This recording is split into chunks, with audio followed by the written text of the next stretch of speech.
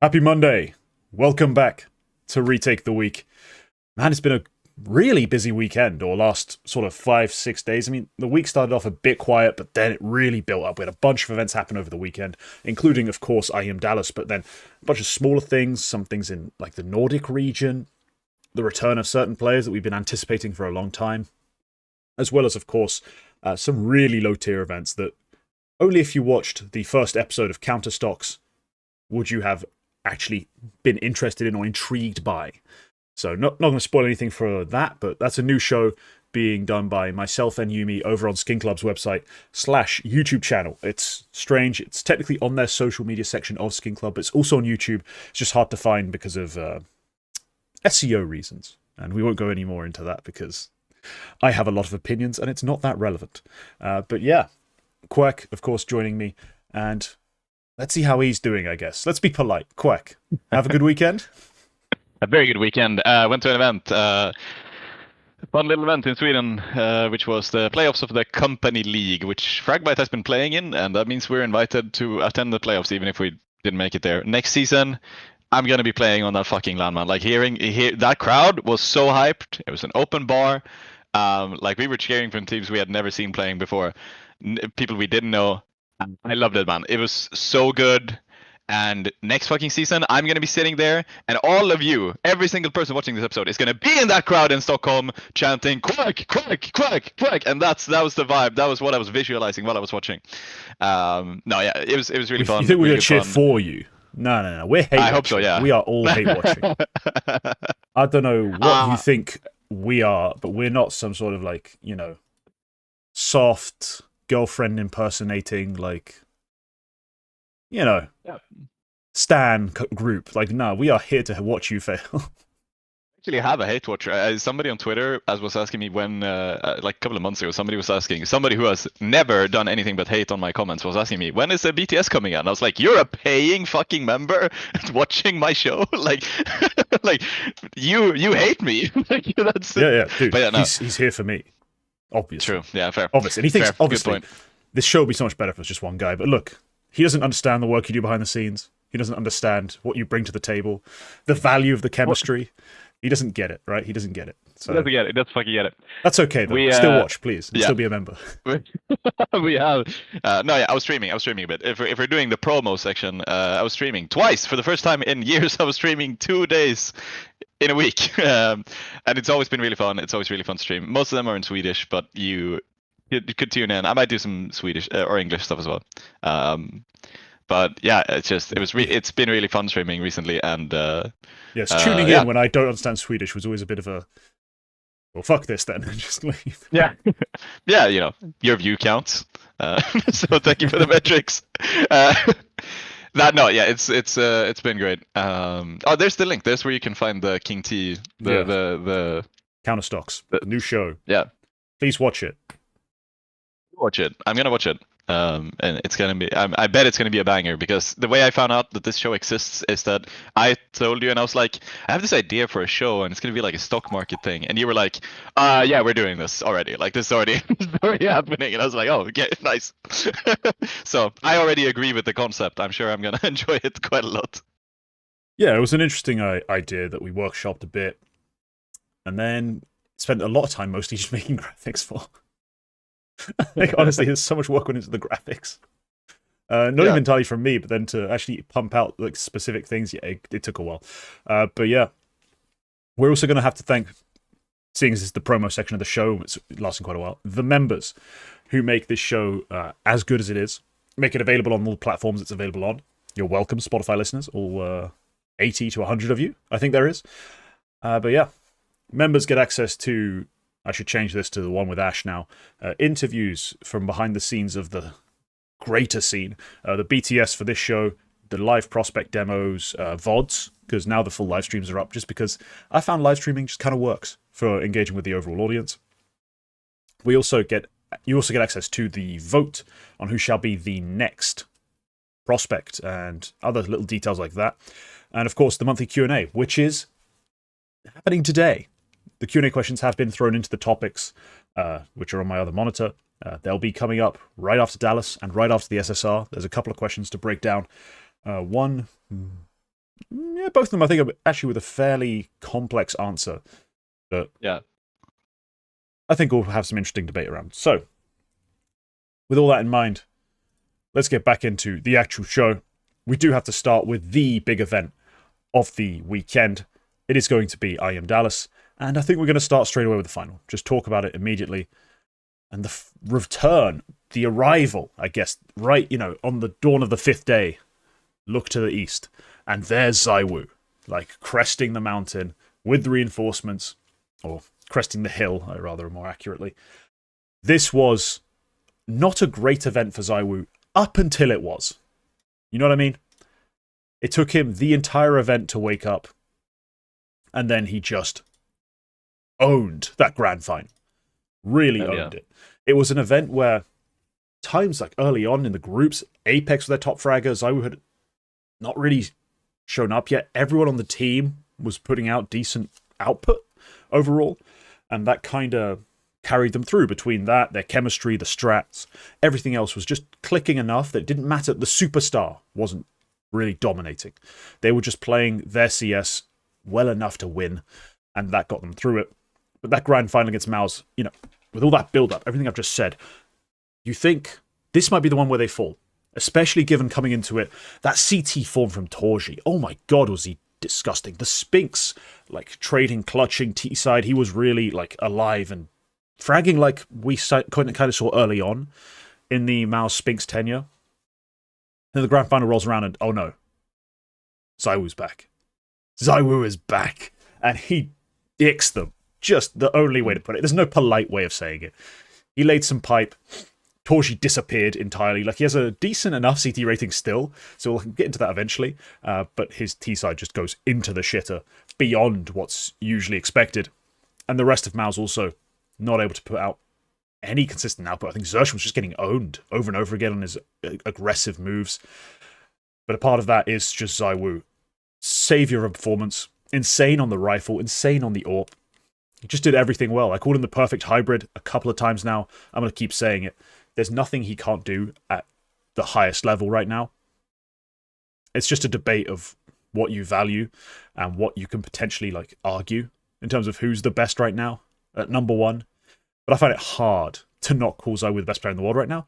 And he truly saved Vitality by coming up clutch in that grand final. The biggest game they played is the one where he played his best. Yeah, I mean, before the final, I was ready to say that this might be the first non-ZywOo Vitality MVP, because I don't think we've had that. Nobody's ever beaten him to an MVP, without except for beating him in the game. But no, he showed up too big. Really, some huge rounds. The Mirage Ace has gotten talked about a lot. It's so pretty, and it's exactly what I've talked about on shows before when I've tried to hype up ZywOo, and I'm explaining what it is about his mechanics that's so perfect. It's it's faultless. It's faultless. Yeah. And it looks too easy, but it's just robotically his pre-aim's good, then the person appears, the adjustment's good, and they're just dead. When he's on like that, it just looks too simple. Pun not intended. It looks too easy. And it almost you don't want to give it that much credit. 'Cause you're that was an easy kill. No, he's just making it look that way. It was filthy. Yeah. Because a lot of people talked about the one tap at the end, the final frag on the ace. The fourth frag is actually the more impressive one, in my opinion. The way he takes the jungle fight, immediately thinking, I knew there was one con. It looks like one of those bullshit running frags. This is probably what it looks like when you get swung and you're he's running. How is he killing me? That's probably what they're doing. They're probably just this good. It's the fact he with such ease makes it look so easy. So yeah, that's one for at least for me to remember. In a lot of cases, a ZywOo multi, in my opinion, sort of it doesn't have the same sort of punch to it that a donk 1v5 or a simple clutch has a lot of the time. But this one definitely goes down as one of the this is obviously something which is up for talking about right now. But this is one of those rounds that's going to be mentioned a lot when we talk about the GOAT debate in the future. That's one of the rounds which I think are going to be mentioned. Yeah, with good reason. I saw Launders make this point rather eloquently on Twitter. This was one of the first, not what like the literal first, but one of the first where you're like, it's a big event, LAN, grand finals, like the most important match, and it's a ZywOo highlight, like a true highlight that's going to just burn into your brain, and that's going to be important for like the culture of it all. Like that's kind of been the core of the debate for a lot of people, or like trying to explain why certain people are so stubborn in their view and refuse to give him quite enough credit.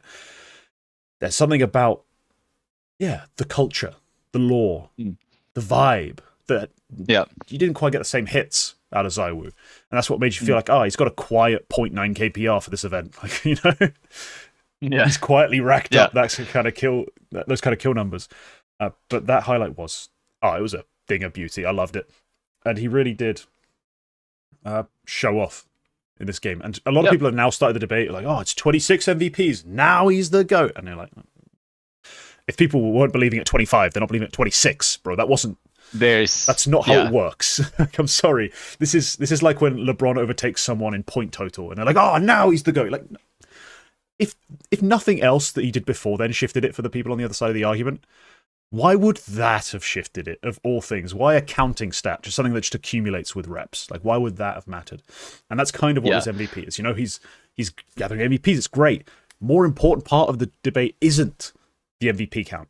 It's that play. That play will matter way more in a true GOAT debate, and in terms of shifting people's opinions, than just counting the number of MVPs he has. It'll matter in 30 years if we're still playing Counter-Strike, and all the kids, all the nephews, as I think Thorin likes to put it, and now at that point you're going to be like, who was the GOAT of CSGO and CS2? Actually, because you see 26 MVPs to 25, this is the point where he overtakes. You're like, you're not in the moment. It's okay. But that ace is lore. Chef's kiss. The fact that we're not even... It's kind of a shame because Jimpat had 1v5, and that gets overshadowed here. It's a Galil, though. Galils just don't hit the same, and I don't care. Like, even Refresh's 1v5 with a Galil just doesn't... doesn't hit for me. I don't like the Galil. Its sound is just... Like, if you want not as satisfying, though. You don't get the same, No one is designing, like, entire action sequences around the Galil. You know? It doesn't have the... It's, as a gun, low aura. I'm sorry. It's just very low aura as a weapon. The AK-47, I wonder... high aura. I wonder if that's probably by design as well, because it's a budget weapon. It's supposed to feel a little bit off. Like, it's supposed to feel... you're not entirely there. But that's... it was one hell of a game, one hell of a final. Obviously, it's a bit too late for me to watch the whole thing, considering I had just come home on a 7-hour bus/train ride from on about 2 hours of sleep and a lot of Red Bull. I was out by about 10:30 last night, so I was not able to watch this game. But I watched a lot of it in post. It's a shame it's a 3-0. Like especially with the last BO5 final we had between these two teams, and the fact that the last BO3 was actually quite a bit closer. Like that was the one where Mouse won Dust 2. They won the opening map the last time they played.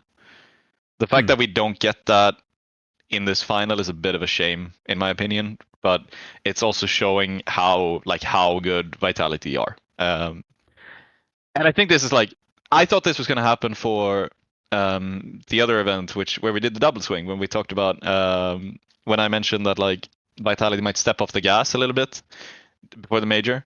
They kind of did do that here. Like they said, they didn't come in with any prac. They were kind of just vibing. They'd been home on vacation before this event, and kind of showed in the groups they're not too hot. I think ZywOo said they didn't play their best game for most of the tournament. But what I also mentioned in that episode is as soon as they get within touching distance of winning, if they make it there, that's when they are going to lock in. That's when they are going to feel obviously you want to win, and that's when they're gonna start doing that. And I think that happened here. I picked the wrong event, but my point, I think my point was correct.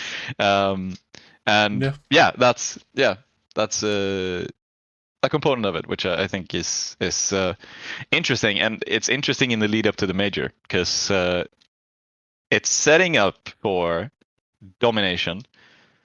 But any setup for domination is also every time it's also a setup for absolute fall off. You don't want to. if we reach a point where we're assuming Vitality win the major before they actually do, where that's the bigger they are, the harder they fall. Yeah, that's always the statement. Yeah. But still, it's hard to make them fall. As someone who's had to Yes. try to tackle a lot of guys who are 5 inches taller and 20 to 30 kilos heavier, easier said than done. It's all well and good, your coach talking about hitting them low and, wrapping around the ankles. But when those big swinging fucking legs come towards you, you're like, I don't want to put my head down there, I don't really want to put my head down there. You seen how big that motherfucker's knee is? I'm not sure about this one, Chief. But in reality, look, the major's one thing. This event was the biggest aberration in terms of the level they showed relative to them winning. Because at most events, they just look a level above, and then the grand final happens, and you're like, oh, actually, Falcons are in touching distance. Mouse are in touching distance. Yeah. This event, everyone was in touching distance until the grand final, where they just kind of cruised. Like, as much as 13-11, 13-9, 13-8 could paint a picture of, close if you wanted it to, it didn't really feel that way to me. It didn't feel particularly close. No, and one of those maps exception isn't being the Dust 2 map, right? The Dust 2 that opens is that's the one I can truly make case for close, because Vitality literally had to make a comeback to make it happen, right? From 11-8 to just 13-11. But that kind of set the stage for the rest of the event. I mean, the rest of the series, sorry. Because Mirage, pretty one-sided, fake comeback. Inferno, they just won both halves. They just played better CS on both halves. That was it. Yeah, and Mirage, that comeback is what makes it the scoreline looks close, but the fact that you can have a 10-2 half, no, it's not close. Even if you make the fake comeback, it's not even close. Yeah. But yeah, we have to give credit. I think this was one of the weaker ROPS events we've had this year. I think he's the third highest rated player behind FlameZ overall. He had a good series in the groups. I think the second series they played, they 2-0'd. He was really strong. I forget who they played. I just remember watching it and being like, yeah, this is a strong ZywOo ROPS series. The Gamer Legion one. Yeah. He was really, really impactful. But overall, FlameZ took, I think, a bit of a step up at this event. They needed a bit more from him, and he delivered fairly consistently overall, which I think is not something we've said too much this year, because he's been a bit up and down, but it's been it's okay, He doesn't need to be up all the time, because he plays the difficult role, etc. Sure, his CT sides need to be a bit better, but I think he was actually delivering the firepower that we wanted him to in this run. I think give him a little bit of credit, because it has been a very heavy ROPS sort of carry on the rifle front. When ZywOo's not deciding he's just the best hybrid player that's ever existed, it's pretty much ROPS on the rifle who delivers the biggest punch. And so FlameZ here, taking up that mantle, pretty happy with it. So yeah, good signs from Vitality. I have them as my betting favorite going into Austin. Obviously, everything can change, but look, how can you pick against them? Yeah. Yeah, speaking of the grand final, we have their opponents to talk about, because Torzsi, there's an apostrophe S missing there. Torzsi's almost run. It would have been Torzsi's run. From group stage to grand final, man, was he good. And we're going to do a full demo review during this week. We're going to watch a bunch of Torzsi demos. And guess what? We're only watching CT sides. I don't even want to know what he did wrong on T side. We're just doing the masterclass of a CT run that he just had. In terms of CT AWPing, we're going to break it all down. We're going to look at every map we can, the picks he's taking, the repositions, how he's hitting his shots, how he's playing off his teammates. This was the ultimate Torzsi experience. 1.5 rated, I think, on the CT side. Yeah, 1.56 rating on CT side. Drops down to a 0.96 on T. His firepower goes from 99 to 14. It's exactly the problem with Torzsi, but also the part that's good is what makes him one of my favorite players. The part that's amazing, that CT play, means I keep coming back for more. And he did it all. Yeah. He shows a really impressive level. This is sort of the Torzsi that you would there's credence to all the hype during the academy. He was compared to ZywOo at this point. Cyclone, I think it got a bit over the top, but yeah. Well, yeah, but like there's clear potential, and there's been a couple of years where it feels like maybe that's not really happening, and I kind of like this. Like, there's a resurgence for Torzsi in the past few years where he's making small but good improvements year on year, and this is another event where like he shows that sort of level. And yeah, that's really fun to see. Mouse are, we talked about this the other week, like where would you place them? And it's made with this really close top 4. I don't know. I think Mouse are number 2 right now on HLTV's ranking, number 4 on VRS. This is going to be an HLTV update later today. They beat Falcons this event. They did. Yeah. Yeah, it was a seeding game, but they still did, and it was like 13-4 on Dust 2. It's overtime on second, but like that's a fine result. They're dealing with opponents which like are the ones you need to deal with, like Liquid. That's a 32-10 or 26-10. Sorry, like they're making easy work of them. Mongo's game, it's a close score line, but it's also like it's a 2-0. You make that happen. The only issue they have at the moment is Vitality, because they have Spirit's number. They've had that all season. And Falcons, like, they started losing a bit, but they're back. Like, they can beat them now. So I'm almost ready to say that Mouse are approaching the number 2 spot, but it's so close between these 3 that I have no idea who I'm going to put on the other side of the pick'ems. Like, once we reach the playoff stage there, I have absolutely no idea. Because... No. Yeah. No, it's rough. No, it's getting complicated in terms of picking out between the top teams. What's going to exactly happen is tough. We know pretty much our take is grand final Vitality wins, but who's going to be there and how's it going to look? That's always the question.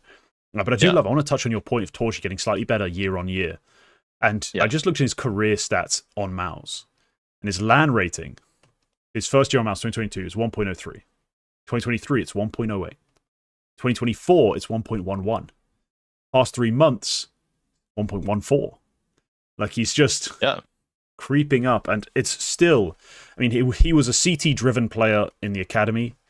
He's a CT-driven player now. You know, it's a big difference. He's in that sense, he's like one of the last remaining traditional AWPers. Like, truly traditional AWPers. There's nothing hybrid about him. And there's real struggle to fully activate on the T side, but goddamn, is the CT play worth writing a book about? You know, we can put it as like a textbook, like you just AWPing by Torzsi, and you just read it. It's just demos. Exactly. Yeah. CT demos over and over again. Yeah, that's refreshing to a degree in this meta where you have somebody who's a bit no nonsense. No utter woke nonsense as we've had. So yeah, but they're showing a high level. I'm really excited for this second place battle. The semifinals in this major are going to be banging. Hopefully the final as well. But yeah, it's even as I'm saying that, like, we also had the Falcons Vitality game, super close, like super close. We've had several close Falcons and Vitality games this year already. This was probably one of the closer ones. Like when you break it down, especially with that final map, like the fact that Falcons very nearly make that comeback, and the first half super close. It just ends up being like, yeah, I'm not really sure what to make of it. And then as we talked about last week, there's the whole Spirit of it as well, who don't even show up. Like they're not at this event because Spirit is annoying. But if we want to move on to Falcons, we do have some. There's some chat we can have here. Yeah. Essentially, we can look at the semi-final, and it ends on essentially a m0NESY choke. Yeah. Like, not necessarily the last round, but the last half of this game, that Inferno CT side, m0NESY's just not involved. He's just not involved. He doesn't deliver how you hoped he would deliver. And you're thinking about it, who does my usual critiquing point on Falcons? Megas. Outstanding. Delivered. Did what he could. Nico even had a pretty solid half. Usually he's a big part of what makes Falcons either boom or bust. Because he does take a lot of really important map control fights, essentially. Inferno, it's Banana. Famously on Nuke, he plays outside a lot, and he plays outer in a very combative way. And that's why teams in the past have been able to punish it. Some teams try to, but just fail because he's Nico still. But that Inferno second half, that Inferno CT half, just lose Munacy. We lose Munacy entirely. And that lets them down because they are in touching distance until that point, you know? They just slowly lose the CT side. I think we could say it's a Munacy choke. Big game, huge pressure. They've made it to the semi-final. Jet lag can't be a problem anymore. You know, we're 4 days in, 5 days in. No excuses. Yeah. You beat excuses. Gamer Legion. You're here. You could have done it. You could have ended the run, but yeah, just faded away in the last minutes. And that's something that Vitality just haven't been doing this year. Fading off at the end of the game, the big game. We've had very little to none of that from Vitality. In fact, they've been down, close to losing, and in the last minutes, brought it back over and over again. Yeah. So I think it's I can chalk it up to essentially a bit of a Munacy choke. He doesn't have a strong series overall. And his real failing point, the point that mattered the most, is that map 3, that second half. Yeah, just not good enough. Disappointing, because I've been trying to get Munacy back into the top 1 conversation. He's not really been there, and an upset here against the dominant Vitality to then go play Miles in a BO5, potentially win that, reignites a lot. Like, it brings him right back into the fray. Didn't quite have it this time. Yeah, I'm not going to say that it's a recurring feature, but there's still something with Munacy which needs a bit of polishing, and it is the fact that he can just have pretty big off maps. This year, it's not the first time this year, I think. So, there's this other Vitality final. The last time they played, that would have been in Blast in Lisbon, I think. Can't remember. Did they make the final day? Yeah, no, Blast Rivals. Sorry, in Blast Rivals.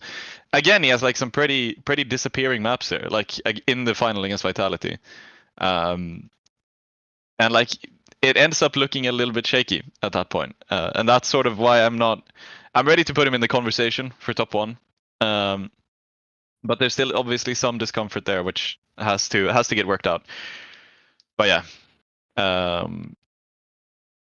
it's a relatively new setup. After all, you're working with a new opera, you're working with who also is one of the best players at the moment. There's gonna be challenges with that, even with how easier stuff gets when you have a really good player. It's obviously also difficult, because you still have to work with them. You have to play to their playstyle, maybe even more to their playstyle, because they're so good. So there's something which doesn't really sit right at the moment with me putting Munacy in that top 1 conversation. Yeah. Well, what doesn't sit right now is his numbers for the year. His play for the year hasn't been as good. We're talking about 2 players who've been insane, record-breakingly good. And we can have a nuanced debate about Donk and ZywOo, and I think ZywOo comes out on top just because Donk has faded a lot. You know? He's not 1.4 rated against everyone. Yeah. And if you actually look at the opponents they play, when they play the strongest opponents, Vitality get near enough the best ZywOo. It's fractional. He's pretty inconsistent across the year in terms of his rating output, at least. But in the biggest games, you get a fair drop from Donk. He's still 1.3 rated against the top 5, which is absurd. But that's the level we're talking about with those 2 guys. Munacy's just not been there this year. He's been outstanding, and there's been times in the past where he'd be in the debate. Just right now, with this level from these 2, he can't be. And that's a shame. So it's a bit of a drop-off from last year. As much as his frag numbers haven't taken that big of a hit, it is a bit of a drop-off from last year. And so, yeah, he's not quite in the top debate, but he is better than he started, right? He started a bit poor. He got rolling. This event was a bit of a choke. It is what it is. I'm sure he'll be back at the major. Are you reloading your earphones? He's reloading his fucking... My fucking battery died. Yeah, mine beeps in advance. That's why it's plugged in. Mine also beeped, but in fact, yeah, I didn't hear it this time. Usually I time it pretty well because like I say something, I start you off on a big sentence, and I can like shoot, like do this really quickly. But this time it just shut off. All right. But right, yeah. So that's kind of my takeaway from Falcons, because I know they could have won this one. I just know it, you know. And I'm frustrated they didn't quite. And he had a great event otherwise. I didn't want to have to be negative about m0NESY. I'm a huge m0NESY fan. I think he has, in the terms of aura, he's everything ZywOo isn't. In terms of like the way his game looks, the way his highlights are, the confidence, the brashness, like the personality off the server as well is kind of there. I mean, he's not like big, boisterous, like to the extreme, but he's got a bit of shit talk in him, a bit of toxic, like just a bit. Yeah, there's a quiet confidence in that way, and it's awesome when we have a 3-horse race at the top. We had it last year, and it was one of the best end of year debates we ever had in terms of what people value, why they want certain players like up top versus others, what people actually want to see from their stars in terms of play style. You know, do you want them to close? Do you want them to open? Do you want to be able to do both?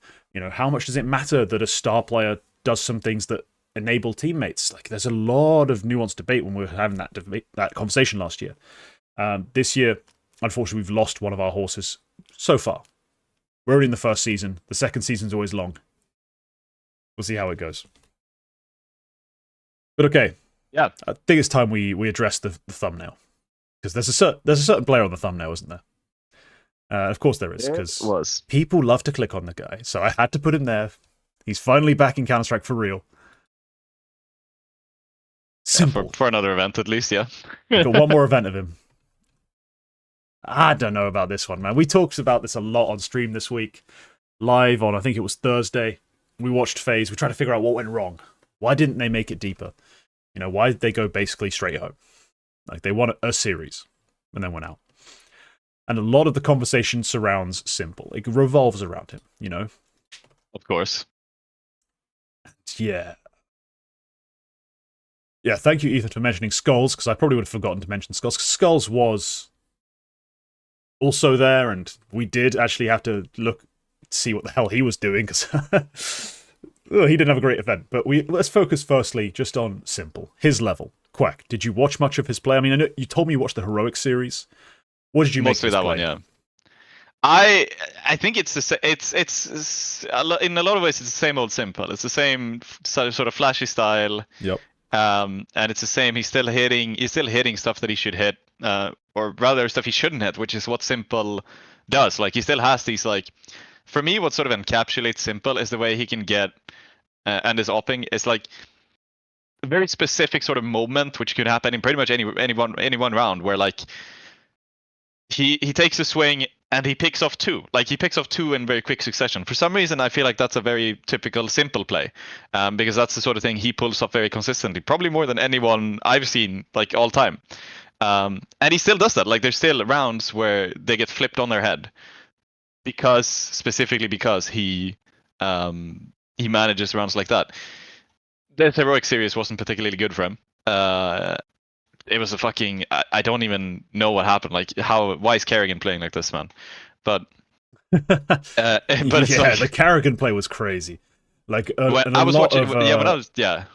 rounds on Ancient specifically, he was just unfair. Like, how was he hitting those multis? It's crazy. Yeah, I was watching Ancient, and like I felt like every single, like, at halftime I was like, all right, but surely he had a good half and he's not going to make anything happen on the other side, and he just kept hitting multis, and I was like, I'm turning this off, man. But yeah, they had it's in that way it's the same old Simple. I don't think it's fair to say in any way, shape, or form that it's Simple's fault that stuff went wrong.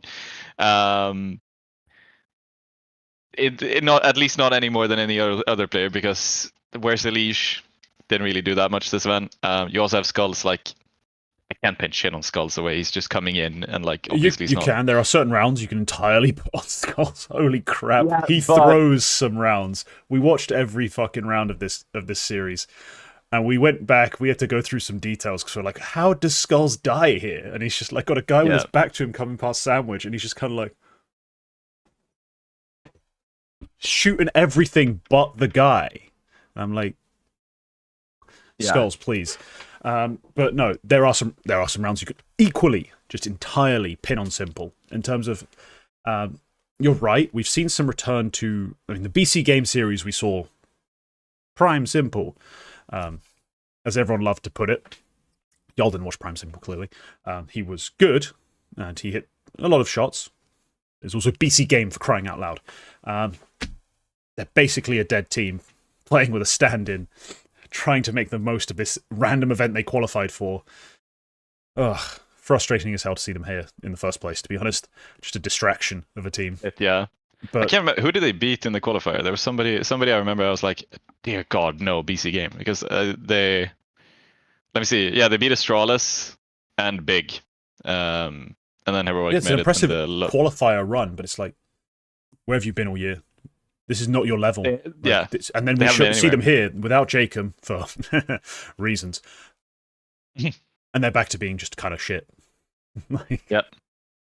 So no, that was tilting, but yes, he had some rounds where he did hit the shot that you expect Simple to hit, and he went for stuff that you expect Simple to go for. The problem is, you need to be able to hit the shot every time if you're going to go for the things he goes for.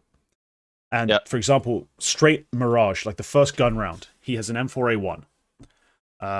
He jumps up on top of the sort of short railing, you know, and peeks over the top mid smoke to try and fight.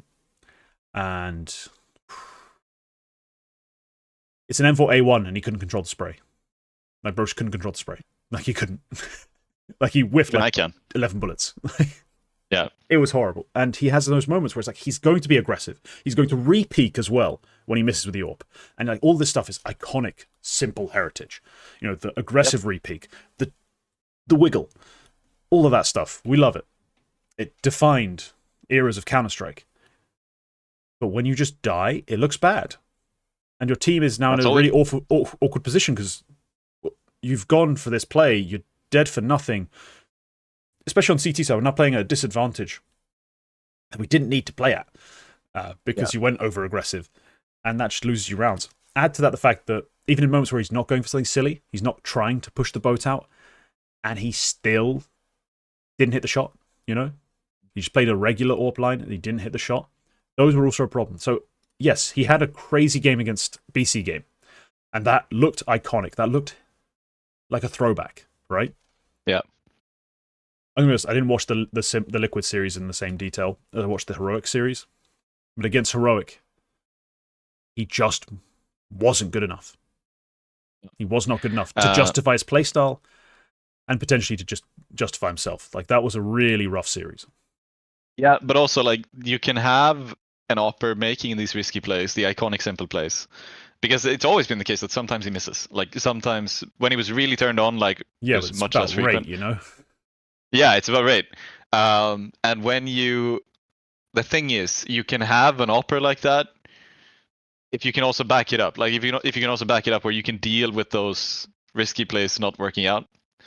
FaZe is not that team. Like, at this point, I'm not ready to say that about Elish. I'm not ready to say that about Frozen, really, because they can't really manage that. They can't really turn that on its head when those things go wrong. So,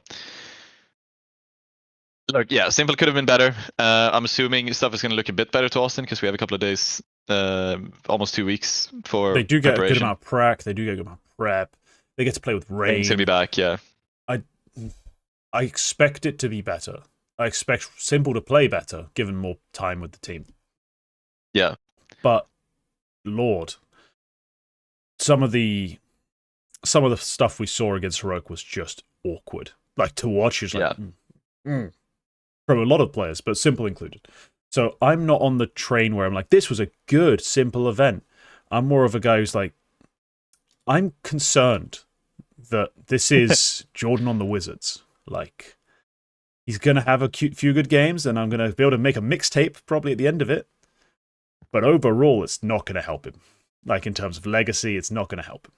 Like, this is just... Should have stayed retired, bro. Should have kept selling that weird, like, almost scam course with Faceit, bro. Like, this is not... It was scam. It was scam. People didn't get the refunds. It just disappeared and nobody got refunded. Uh, yeah, yeah. No, I mean, yeah, kind of. It's starting to look like that. After the major, I think I'll be ready to have a conversation. But yeah, we'll know for sure if he's ready to be We'll know actually for back sure. in Tier 1 CS after the major. yeah, We'll have enough of a sample size as well. Like, because here we got, if you just go rating by rating, you're like, oh, we got an okay series, a great series, and a bad series. yeah, What am I supposed to conclude from that casually? No. We'll see what the major tells us. But for now, FaZe didn't look that much better with Simple, and Simple didn't look like his prime self. There were other reasons why FaZe looked bad. It wasn't just him. Obviously, we've talked about that. We briefly touched on Skulls. Have an absolute shocker. Elige had some bad maps with some bad whiffs as well. Even though it's Mirage, the final map was pretty good, like really strong, actually. I remember him getting some really critical entries, multis. But the problem is still they just overall weren't good enough. yeah. Yes, the ESL viewership buff thing is something to talk about. In terms of teams taking a risk on him, that'll factor in. That definitely will. I'm just talking about if he's ready for that level, just in terms of how we talk our analysis of him. If he would be ready to take that sort of, not just Tier 1, but like a team who wants to contend for titles, like sort of spot.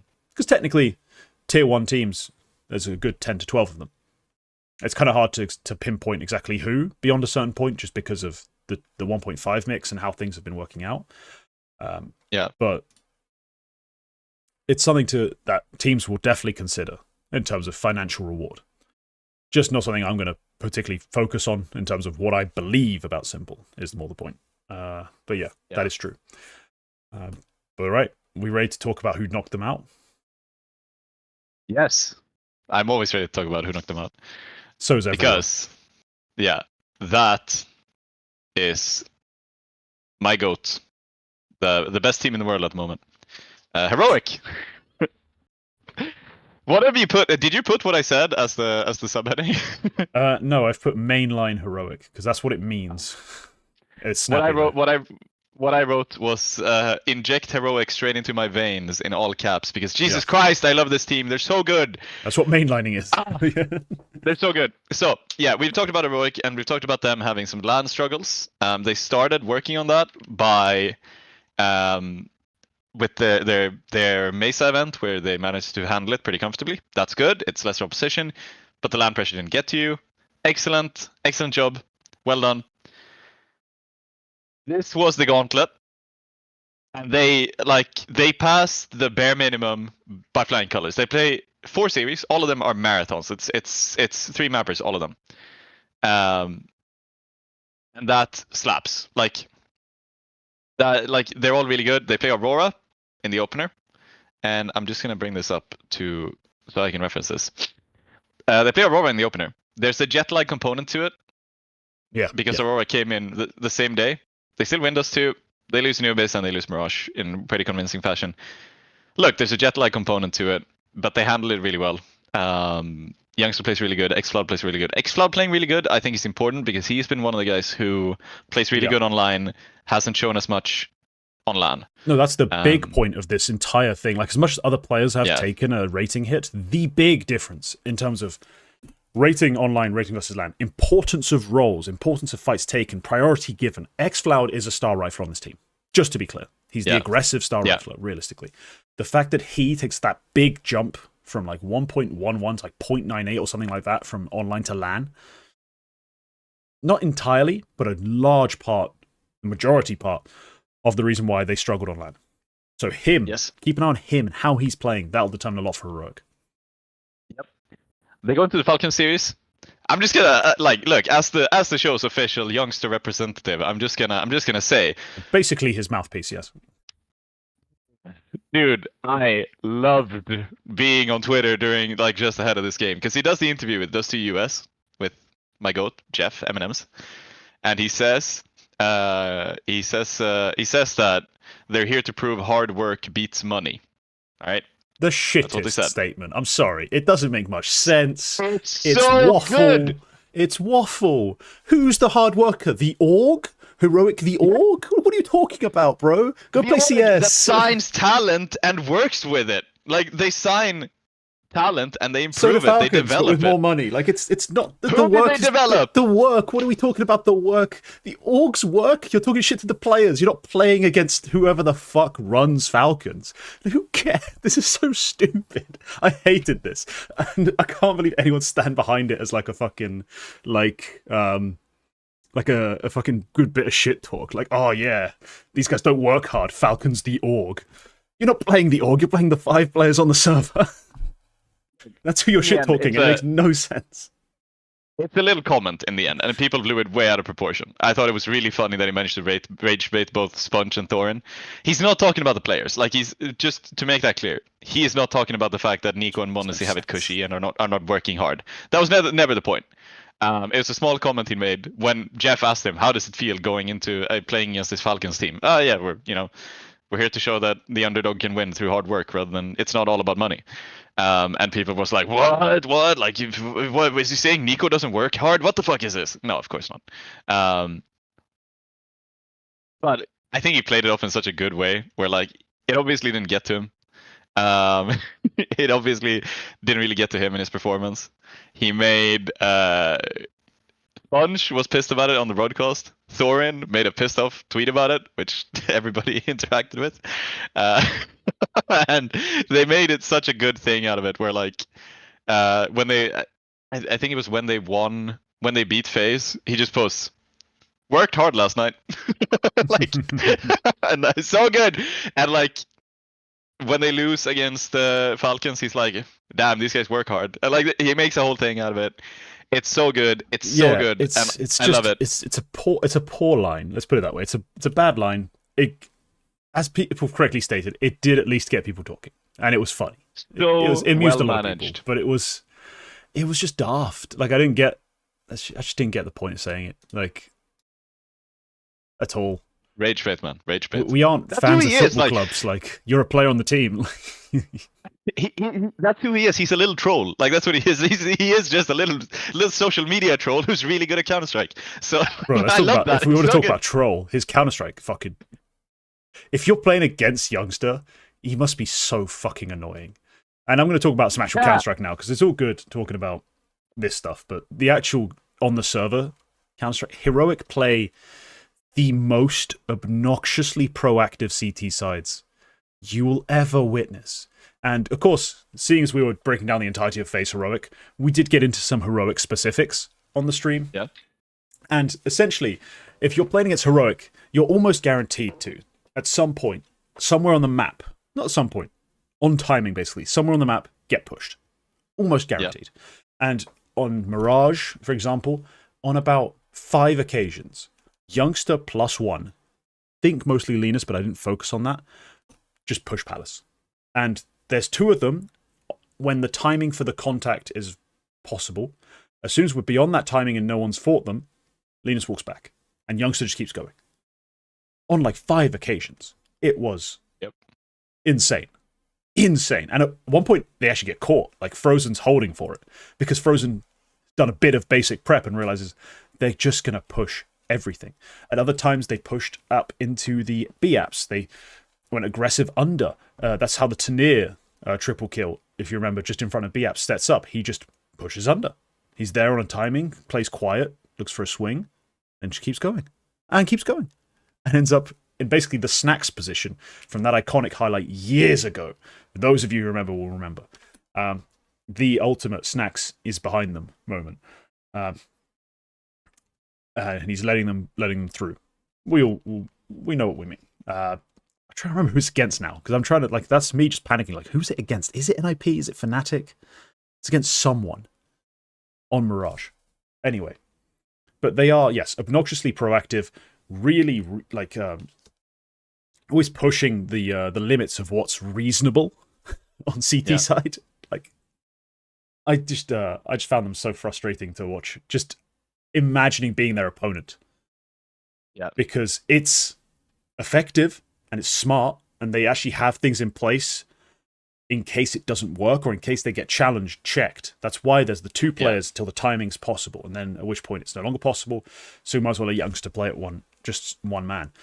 They do a lot of really smart things whilst being extreme and different. So I like this Heroic a lot. They're one of my favorite teams to watch overall. Yep. I'm ready to pick them 3-0 for the major. I already did. I did that on stream. Yeah. They're really good. They played a really good event. They do go out, obviously. They lose the repeat against Aurora. But that is not before they smash them on Train. Like, Heroic don't even really play Train. And Aurora, like, sure, Aurora have a shit record on Train. They have 5 out of 5 losses. But Heroic, they don't really play that much. And they haven't, like, it's not one of the maps they really like. They still pick it into Aurora. Like, that's one hell of a way to like throw a spanner into the veto. They win it 13-3, easy stomp. Don't really manage to make it happen on Dust 2, and Mirage is the one where I feel like he kind of gets away from them. That's a shame. That's gonna happen. I'm ready to say that they definitely could have been in the playoffs.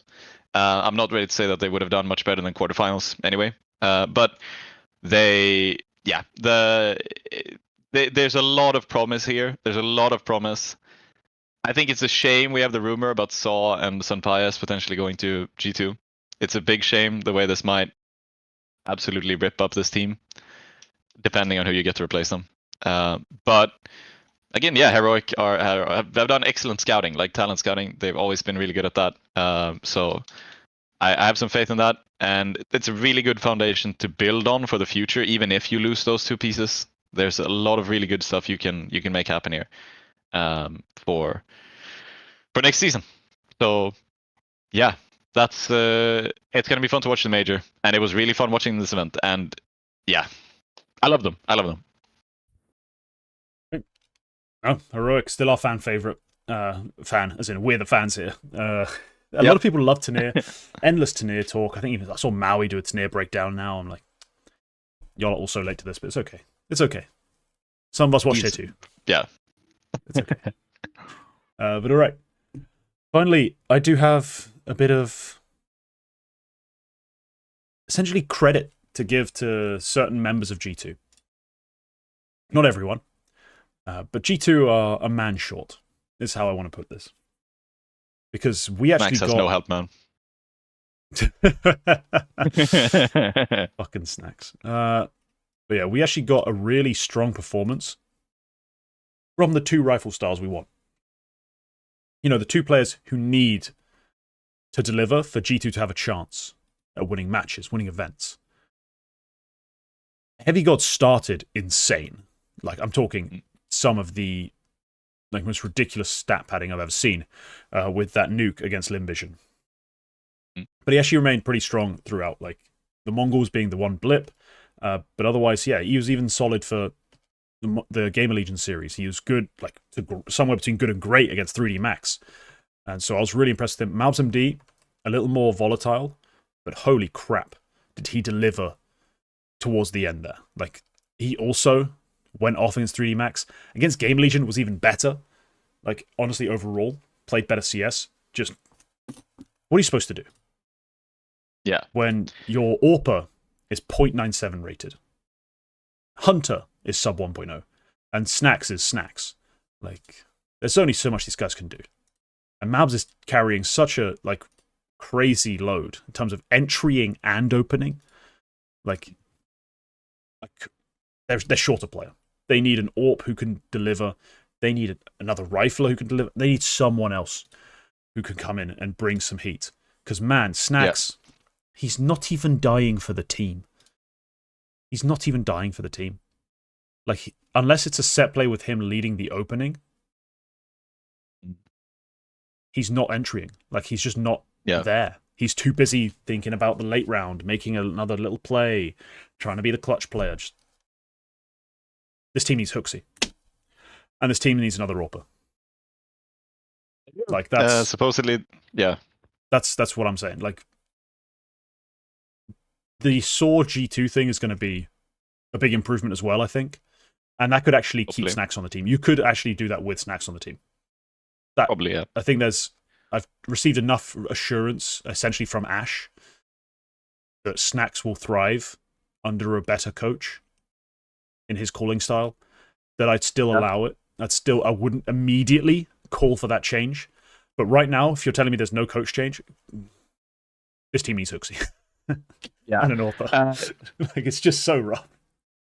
I think especially with the way Saw plays, the way Saw and Snappy always played their game, and I think Heroic to a degree as well, they play with such a simplified almost style where like they break down the game to bare essentials, and they play off of a lot of autonomy for the way players themselves want to play, and you sort of lean on that. Like you make a system where it's like it's easy to exist in the system, which is sort of where the success from Snappy and Saw's ends came. And that's somewhere where, like, obviously, of course, if the system is built to let individuals shine on their own, if like for the individuals to just exist and just like sit there, so to speak, and the system makes stuff happen, you can obviously get away with having an IGL who maybe doesn't have the same brain on his shoulders. So, well, that's the thing. Snacks isn't dumb. The problem is Snacks isn't a tactical mind in terms of the macro. Exactly. He's very aware and alert to the micro and what's actually happening in rounds where there's a gap potentially for him to exploit, like in terms of what individual players are doing. But in terms of the greater strategy and how to use himself within it, at times seems lacking. So they will get better with Saw. It's not happened yet. Might not happen. Look, I think the report was there was a verbal agreement. Which is doesn't mean anything. Nico has taught me, wait until something's actually announced. Yes. So yeah. We'll see what happens there. But yeah, G2, they are not making Austin playoffs. Let's see what happens next season, but we're going to be talking about a different roster at that point. We will. We'll be talking about a different AWPer, different coach, probably. Yeah, possibly. Okay. We talked last week about how I have this list, not a physical list, but I have this like category of players who I know that it's somewhat irrational, but I feel like they're grossly underrated. We talk about players like Acor. We mentioned last week Acor. Like Acor is one of those guys that I think is much better than he gets credit for. What I'm gonna say is that seemingly fucking everybody in the community has this same kind of player. That player is Hades. I don't understand Hades hype. People like Hades because he's got that sort of cutish face, like he's like boyish. So immediately he gets points. Secondly, he's like Polish. Poland, huge fan base. They always stand their players, even if they're complete dog shit. So he gets that second buff. Plus, it's that smile. I agree, Hesseltine. It's that smile. He's just what the community likes. And I'm not even a Hades hater. I've liked Hades. I have a video about Hades from back on Wisla Krakow. Like, I liked him. It's just that he's not Hades been good enough. And I can't say anything else. Like, he's just not been good enough on G2. He wasn't actually particularly good. Well, not particularly. He wasn't good enough on Monty. So it was... Yes. And yes, Sherbs. We met Hades when he was on ENCE. That was a whole thing that was rather awkward to be stood around it. It's just like, he's just not been good enough, and that's the reality of it. So they are short another player. He's not even funny in interviews, like, man. He doesn't even say anything. He doesn't need to be.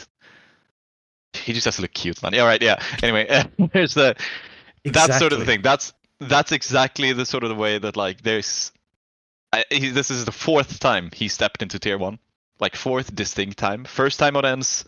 9 managed to break into a bunch of tier 1 events and managed to attend. A bit of a different one, but yeah, fair. Yeah, but then he came back to ENCE and they only played like 2 or 3 events and he was good in one of them, shit in the others. Like, and then this one, he hasn't done really anything. There was no reason to suggest he would. He was the best out of a bunch of shit options for oppers for G2. So for that, I'm not even like, I'm not mad about that. Yeah. They could have maybe, like, we always want them to do the move, like make a move. But if you don't have the money in the moment, to actually go buy out a player's contract, you do just have to do it. And you couldn't even do that because this was after major registration. They had to pick somebody who wasn't in the closed qualifier or the major itself. So that was the difficult part of it. Anyway, that's about Dallas. That wraps up Dallas, I think. Yeah, pretty much. I mean, we always like to open up for the chat, just on the big retake. That was the big retake. Obviously, it's the biggest event. So if there's any teams or points anyone has to just throw out there that I think is interesting enough, we can touch on it. But that's kind of those are the key topics, I think, for me, going into the major especially. Certain teams who aren't playing in the major, I've kind of neglected. So that might be a case, but for me, for now, yeah, this is kind of the group that needs addressing. Always the top 12 are the only teams worth talking about, and then like BC Game, NRG, Lin Vision, and Legacy. Every time I looked at this team list, I was a bit like, okay, those are going to be the bottom 4 teams. Lo and behold, that's exactly what we got. So, yeah. I didn't think it's. I mean, I guess Gamer Legion maybe, but I can promise you there's going to be a chat about that coming up later anyway. Exactly. Yeah, Vondas, no worry. We can talk about Legacy. I'll close the stream. We're also going to talk about Legacy later, but yeah. For very different reasons. No Counter-Strike reasons. Very different Not reasons, on the server reasons, obviously. Yep. I'm sure we've all kept abreast of the news to a certain extent. But yeah, let's move on then. I don't have a lower third for this. I just realized that. But that's okay.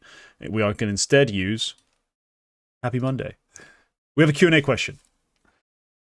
This is from Fat Koala. The start of the episode, everybody. Yeah. Who I believe popped up in chat at one point. There he is.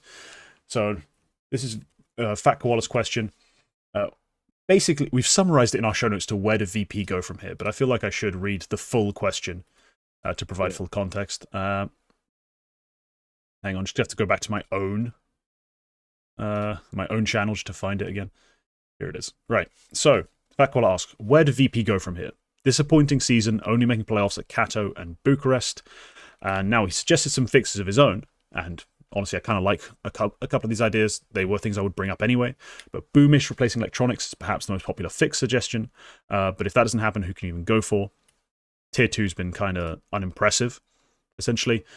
Even some of the options we do know from Tier 2, no one's that into it. Like, no one's really vibing with it. I'm starting to summarize and use my own words here, but that's fine.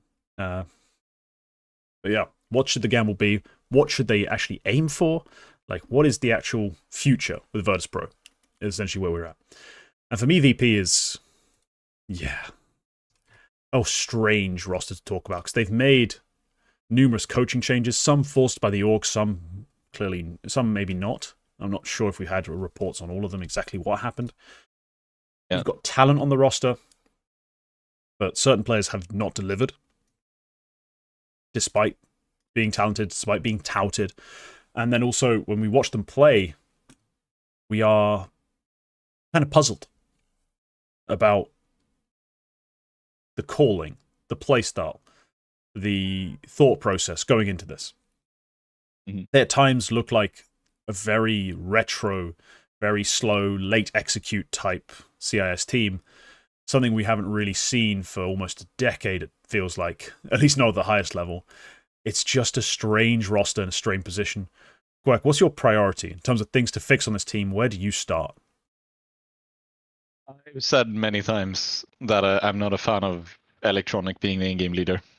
I don't like it much. Boomage is a fine suggestion. Obviously not one you can make happen because of the major.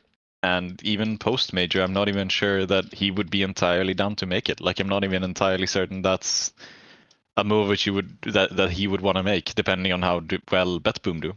There's promise in that team as well. So I'm not really sure what to make of it. Other than that, you can point a lot of fingers to different players in VP. I think a lot of it also comes down to the way the team plays. Like, I'm not even sure like exactly how much blame you can give to Icy and Fame, who I would guess are probably the two players I would consider to be underperforming to the bigger degree. Fame is not like statistically that much where he should be.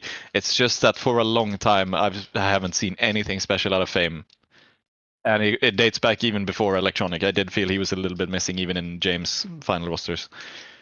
So if Flamus hasn't really been there, we already talked about the fact that there might be issues with Flamus in Virtus Pro. The way when he joined the team, some things felt a bit off there. And then IC is one of those, like, I'm not even sure I can say that he's that bad. He's the second best rated player in the team. He's not doing, in the games they win, he's not doing that bad of a job as an opper. Like, it's like he's not the best. And I'm not even sure if there's a change which is going to make them that much better. Like Dexter, maybe. Grix, I suppose. But Grix, like, I mean, more and more, I'm starting to think that Grix just didn't want to step into tier 1. He wanted to stay in this fucking whatever they call now, Astrum or whatever. The fact that he reportedly has interest from Furia and Gamer Legion, turned down Furia, is obviously an option for teams like Heroic and VP after the major, and still goes and signs a contract with Astrum. Makes me just feel like maybe he just doesn't wanna. So, but that's besides the point. If I'm gonna fix something, I don't like Electronic being here.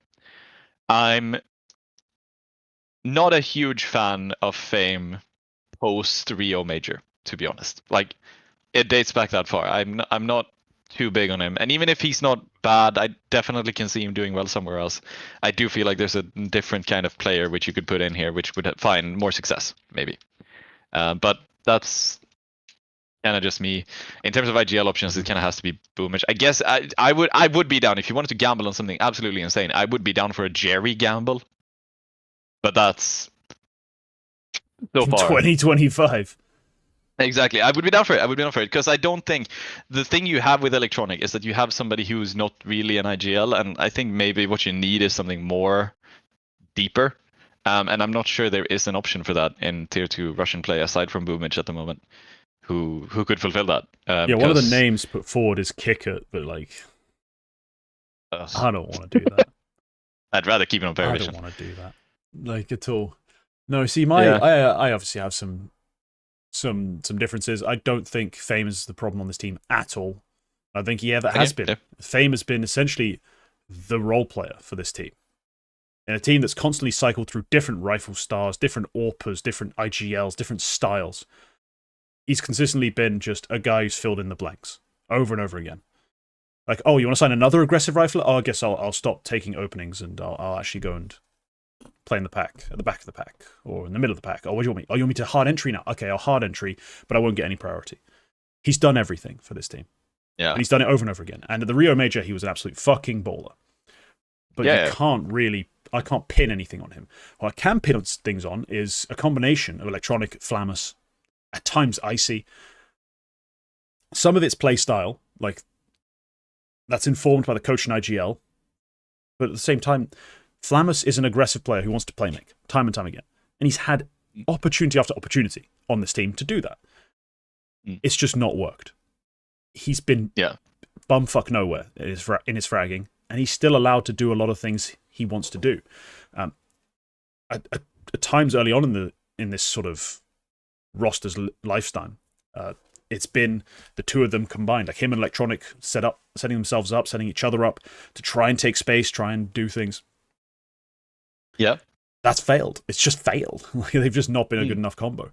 And then Icy's just too passive, too nothing of an AWP on this team to really have judgment of him, to be honest. Like, he was never an aggressive AWPer. I never thought much of his AWPing, as much of his AWPing in Amcal as everyone else clearly did. But on this team, you can't entirely judge him because he's basically not used because they've got so many riflers they're trying to fit into the fucking, like, playmaker mold. Like, so we've got to set up Flamus aggressively. Electronic wants to do stuff. Flit needs to be able to come in and do his trading closing game. And then we've got to somehow fit Fame and everything. I guess he can just play a roller, kinda. And then what's Icy doing? Oh, he's holding a line. Okay? Yep. And when we go for the exec, he gets to try and trade a bit.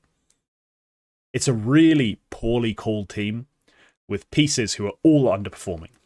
Top to bottom, Flit included, in terms of their output. And I genuinely lay the blame primarily in my top to bottom is Electronic, Flamus, whoever the fuck's meant to be coaching this mess. Like, those are my priorities. And they've changed coach 3 times or something ridiculous like that. Or they've had 3 different coaches this year. I'm not going to change the coach again. I do think the only legitimate solution you have is to find a better IGL. Yeah. That's difficult. Very. Now, Spirit Academy are available. And if you can't get Boomich, you can do a lot worse than Robo. You can do a lot worse than Robo.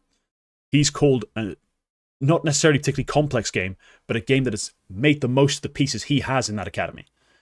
You can take that risk, right? Yeah. You can take that risk.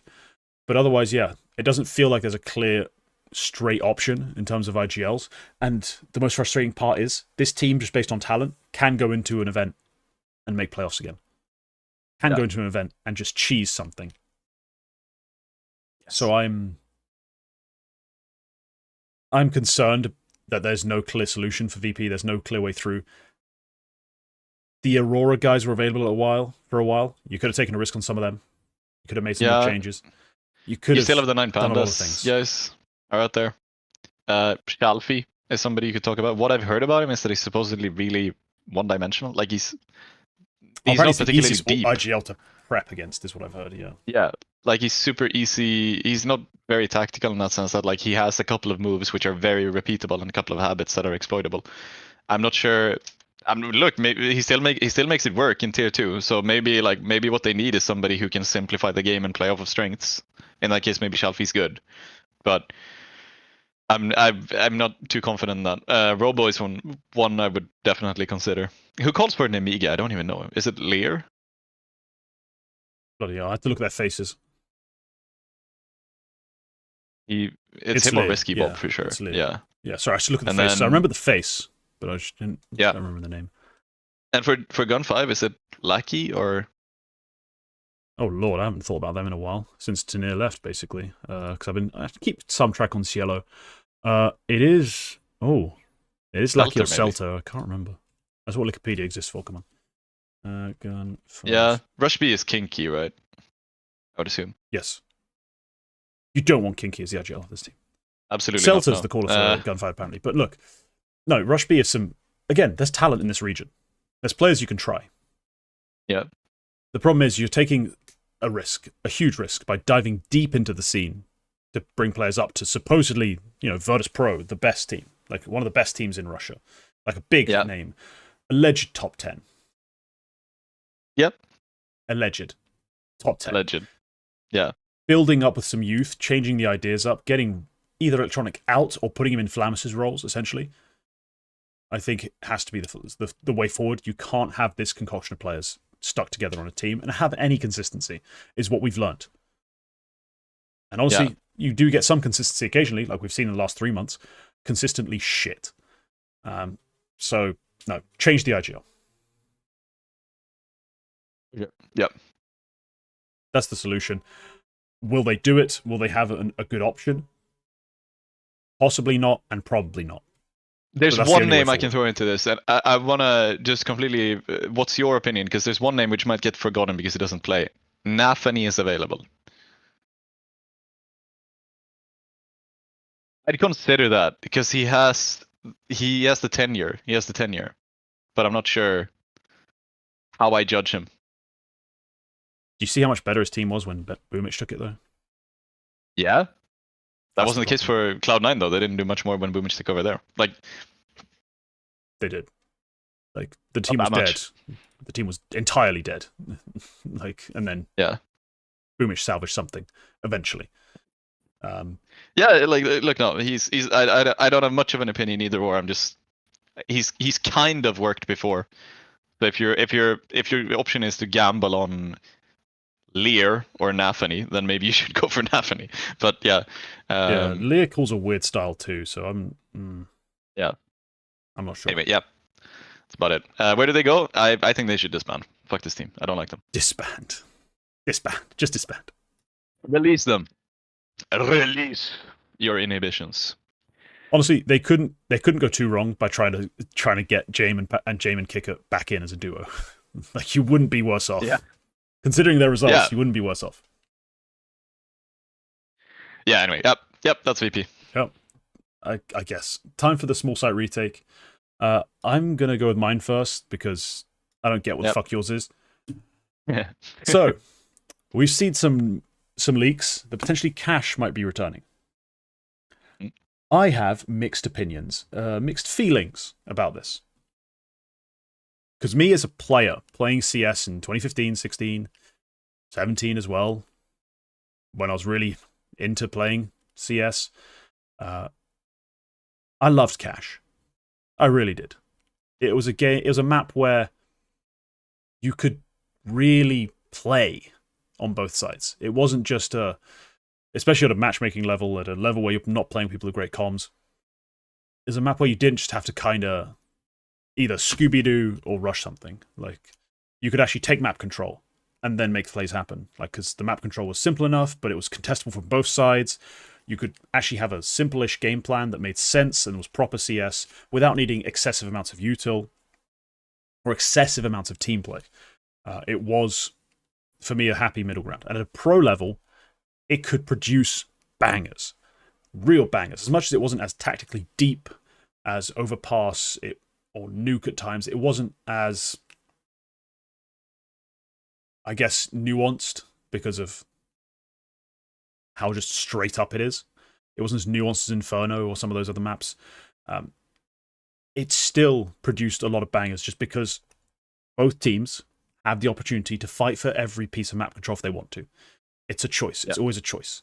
And teams with better protocols, better ideas, could get beaten by teams with better fraggers, because a lot of the fights you take, you had to hit the shots. Like, there wasn't anywhere to hide. You couldn't just have a perfect flashbang. Flashbangs could be good, but it wasn't a map dictated by util. A lot of aim involved. Well, NA loved it. As much as they weren't that good at it internationally, they did love playing the map. Indeed, yeah. So Cache, for me, was a great map. The problem is, in 2025, it's basically Russian Ancient. Like, for me, Ancient, not critique. The reason I've liked it so much is they've taken Cache's energy and given it Aztec's paint job. And just gone, ta-da, new map. Because again, it's a similar idea where there's a lot of different map control you can fight with by choice on both sides. Red Room is Z. I don't care what anyone says. Red Room is Z. Like, it's the same thing. Like, you smoke it by default at the start of the map. When you have map control and you're trying to exec on a site, you might have a player try and lurk through it to make a play. Even if the lurker does get through it, he's actually quite far from either bomb site to actually affect the diffuser. So he actually has to make a very active play. He can't just shift lurk and be super, like, out of it. So he has to take a risk to be heard. He has to take a risk to be caught out. Like, it's a Red Room is Z. Very similar, actually, now that I'm looking at it. Yeah, this has been my take for a while, and it's why I've really loved playing Ancient. It's been one of my go-to maps in CS2 and in Go towards the end. But if we bring Cache back, I don't know what it comes back for. Even if it comes back for Mirage, a map I have openly hated on as a player, and at a pro level, I still think we could do better. I think we'd be redundant. I think we'd be we're bringing back Ancient again. Like, why? Like, what's the point of having two Ancients in the map pool? Like, I do not get it. So I think, like, for me, I am a bit mixed. As much as I loved the map, I was nostalgia for it. I kind of hate the recoloring and the window opening they added. All that stuff was stupid. But I still think it would be kind of pointless to bring it back into the map pool.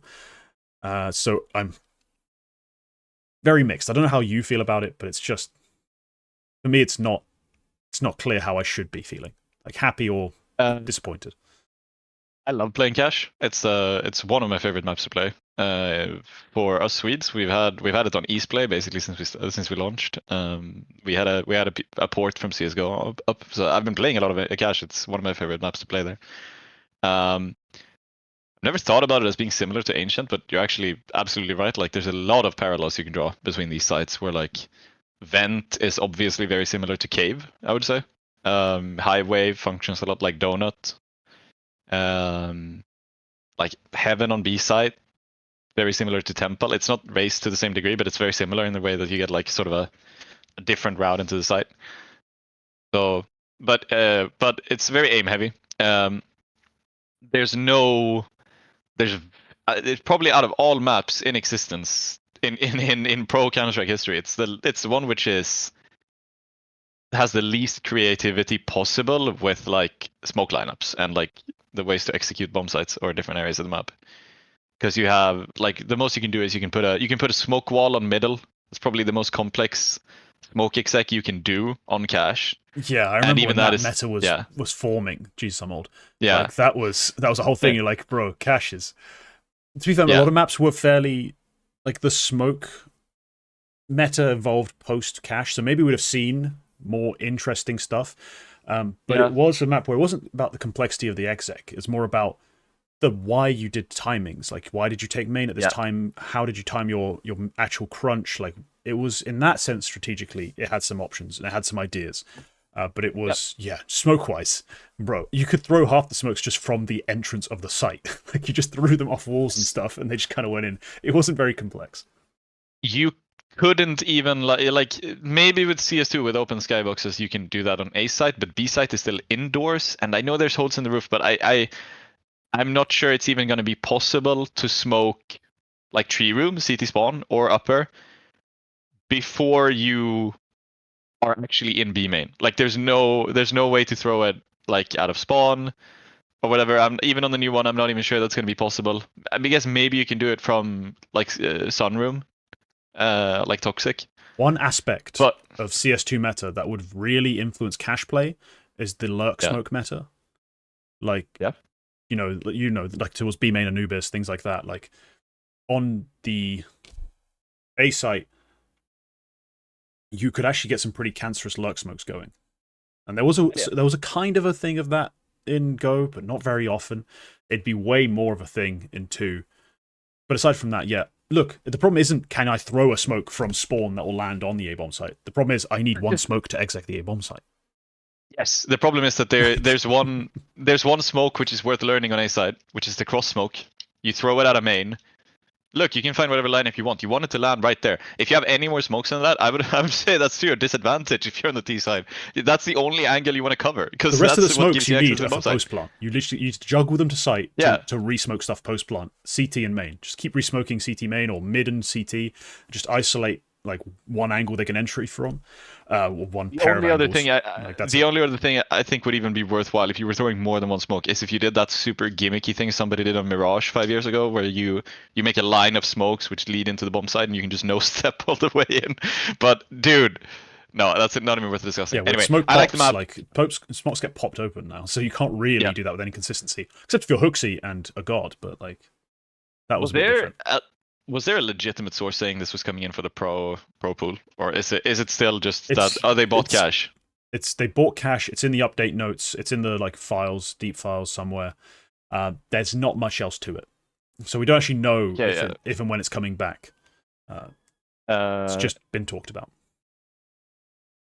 Yeah, it's been sold. They bought the rights to it. That was a big contentious point, was that FMPone didn't want to sell it because, like, he didn't want to sell the rights to the map. Some people have said that he only sold the rights to the layout or something, and therefore, like, the map he made is still his, so it's not going to come in after the major because they have to make it now in the same layout.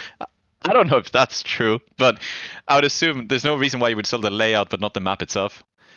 But yeah, it's anyway, if it's in the game, I'm happy. If it's in the pro pool, I'm not even sure. But that might just be conjecture as well, because you get maps added into the pro pool or into the game which are not in the pro pool.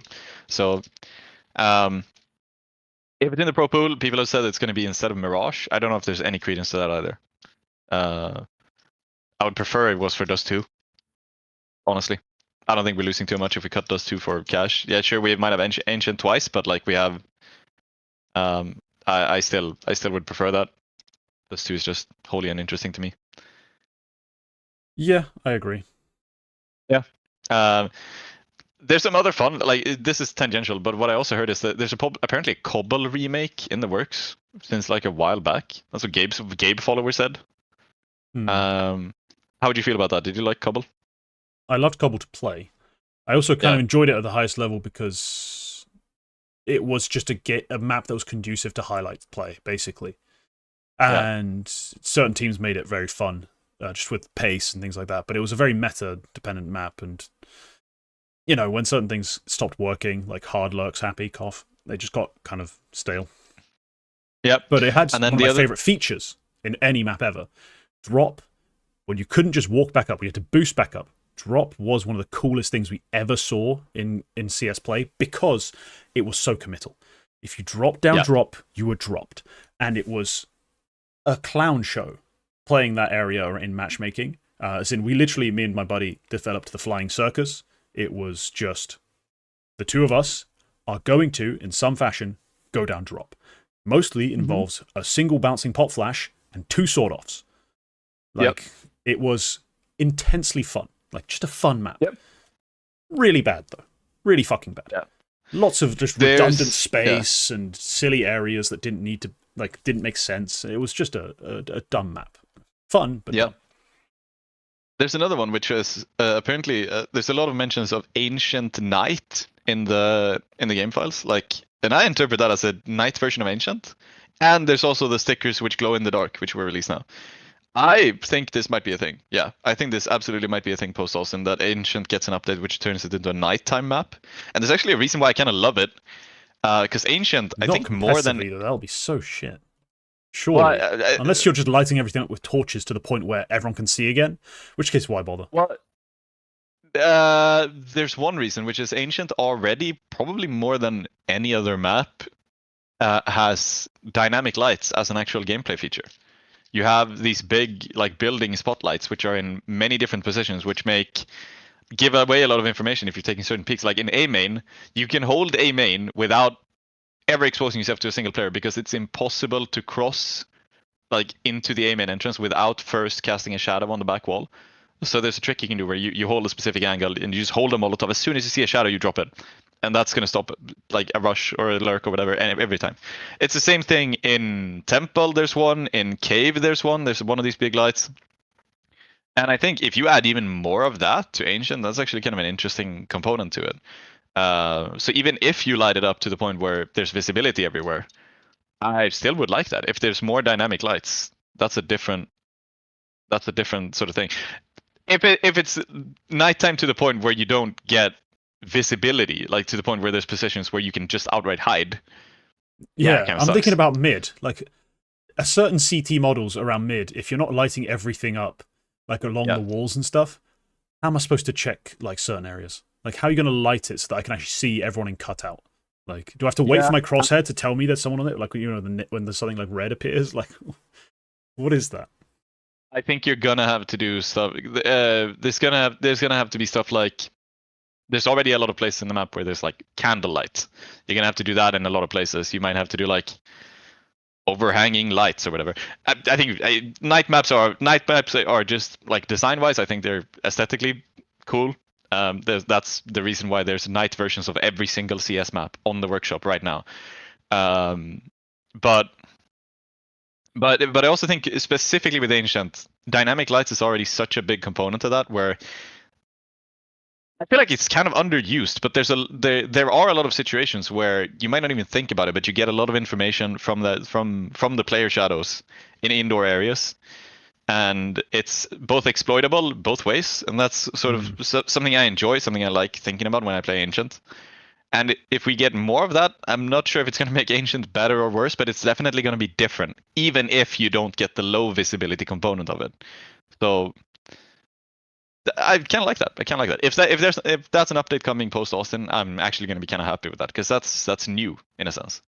Yeah, we've never really had night maps, but I think it'd be awesome. Well, firstly, I think night maps could be cool as a thing you choose to play, rather than a thing that you're forced to in Prem. I also think night maps would be cool for something like some kind of missions, if we had some sort of actual thing everyone wants, operation, with, like, night maps, and you're, like, trying to be sneaky. Like, for example, like, you got to sneak in, take down the terrorists. Basically just play GoldenEye again, but, like... Yeah, if the lack of visibility is a component which is worthwhile, then I think that could also be cool. In competitive play, I'm not sure if that would be good. I feel like it would be extremely exploitable, but there's definitely ways to play CS where... every time, like... Yeah, there's definitely... Yeah, because it's such a one-way thing, like, the other person cannot see you. Like, there's not even a way to counter it, other than, like, not swing that angle. Or... A new nade. Fucking flare. Yes! Dude! Make it happen. Anyway, we're getting very distracted. Very distracted. Molotovs should have Molotovs should light stuff up, and then there's a lingering effect afterwards that for, like, a minute afterwards, there's just a slight bit of light, so that angle is unusable. So you molly it early round. If somebody's there, and they also can't use it afterwards. Perfect. Right. Your take. I like the flare. Which is I don't know what the hell's going on here. What is this? Okay. Last week we talked about the fact that I have a couple of players who I irrationally like, and I think are underrated based on honestly pretty much vibes. And I mentioned that this is basically what the community has for Hades. And what I've done is I have made the physical list for this for once of these players. So on your piece of paper right now, I want you to write down tiers S, A, B, C, and F. Right. And I have a random generator, so I don't know which order these are going to come in. So it's not a blind ranking in that sense, otherwise I would have engineered it. And when you place these, I want you to remember there's no legitimate S tier players here. So you don't need to save that for like if I've thrown in a Nico or whatever. So hang on, these are players you believe are underrated, and I'm rating them based on how good I think they are overall, or how much of an underrated they are. It's an all-time list, and I want you to. I think all of these players are rated somewhere in the bottom tier. There's nobody who would put any of these players on a major winning roster, I think. So okay, like, but I want you. How good do you think they actually are? And there's going to be some. Like, what I'm assuming here is that S and A tier are going to be somewhat underrated in reality, and C and F is going to be you saying no, they are legitimately shit and they're fairly rated. So I've got S, A, B, C, D, F, or no D. You can put a D. You can put a D in if you want. I'm put a D in. That's what she said. All right, I'll. Sweden moment. Oh, sorry. No, yeah, okay. So, all right, I'm gonna start off, and I have quite a few. So there's not gonna be a big discussion. Just put them on somewhere and just do like one sentence if you want to motivate it somehow. Okay. All right, here we go. First one, and I'm spinning the wheel right now. We're hopefully gonna get a banger out of this one. And the first one is going to be Hats, the Australian player. Hats of Renegades fame. F. Excellent. That's expected. That's one of the ones I put in because I. I'd recommend rolling whilst I'm talking, by the way. But yeah. Yeah, it's rolling. Next up, we have Buster, having spoken about VP previously. Buster. Oh. Buster. C. All right. Has played real CS on a real team at a high level at various points. Like. Yep. Next up, the absolute GOAT of Denmark, Borup. He's pretty crispy. Yeah. I'll give you a B. He's a viable, like potentially underrated player. Yeah. I like it. Excellent take. Next up, the absolute GOAT of Denmark, Gade or Gade. D. If I wanted a player to look good in my jersey and like put on posters, I'm siding Gade every time. Yep. Unfortunately, he's bad at CS. Right, I see it. Next pick, Art of Fury FM. A. Good take, man. Good. As much as his thing got done in and like he slowly faded away, his peak was pretty high with himself as a fragger and a caller. We're going back to America. Marky. Who gives a D, I guess. I mean, he's not Australian. Yep. Oh my god, his hat's going to be the lowest rated out of all of them. All right. So far. Back to America. Obo. I mean, if we needed more sample, but I'm going to put him in C. Yeah, that's actually quite low, in my opinion. I would have put him S tier. Bro, he played like a year. Yeah, it was a good year. Next up, Mantu. I mean, Mantu had some moments. I'm torn between A and B. I'm being honest. I didn't think I would be. As far as this is the top end of who could you have put as above Mantu? I'm going to put him in A. Okay. Yep. Multiple productive years in actual, like, basically tier 1 play. Yep. I was hoping this guy would be last, but here he is. Isak. I can't put him below Borup, really. Isak. He had played a major final. Like, I can only hate so much. Yeah. So B tier then, I'm guessing. Yeah, B, around with Borup. Yep. Nico, but the Danish one. Danish Nico. Glasses Danish Nico. Yeah. Heroic Nico. Like, remember, Danish Nico doesn't help. There's like 4. OG Heroic Nico. Yeah. I guess put him in the B tier, which is becoming support player tier. Like. Yeah. He's in support. A lot of players, these are supportive. Next up, Era. How disrespectful can I be? I'm kidding. I'm gonna put him in D. D tier. Wow. Okay. I'm not a big Era guy. He's valid, but he's not. I put these in adjacently because I thought of them at the same time. Rusty. You know I'm a Sweden hater. Rusty can go in D as well. So many players who've just wasted my damn time. Yep. All right. I like Rusty. He's good. This is very important. This may be what the whole list is going to hinge on. Ethan. S. Good pick. Good boy. Of course. E. Yeah. Yep. That's the list. No. I have a couple more. Okay. I have a couple more. Okay. Okay. Yeah. Yeah, because there's a couple more. And okay, this is a big one. This is the huge one. Kusta.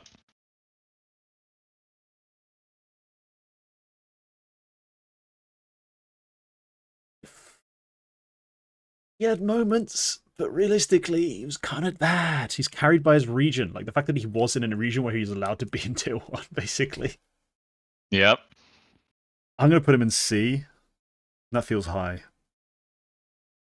Yeah. I kind of feel bad for Era and Rusty on that one. Sorry, lads. If you played in an A, you'd have been C, but you didn't. So you wasted Swedish talent. Yep. Sonic on wildcard. Well, all time, but he's on wildcard right now. Yeah, A. Nice. He's been a fragger on a lot of teams. Yeah, I like him. Next up, Acor. Okay, C. I can't put him. I can't be that mean.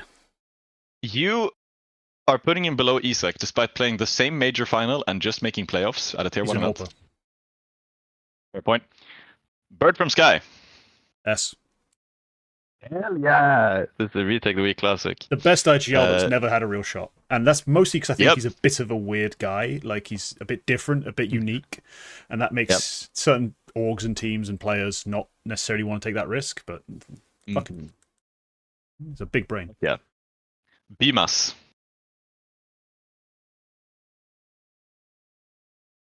That's horrible, man. You rate the guy? Yeah, I do. It's mean. I'll put him in C. There were periods of his career he was outperforming Frozen on mouse. But I won't say anything more about that. Alien. Oh, you loved that guy, didn't you? Fucking hell.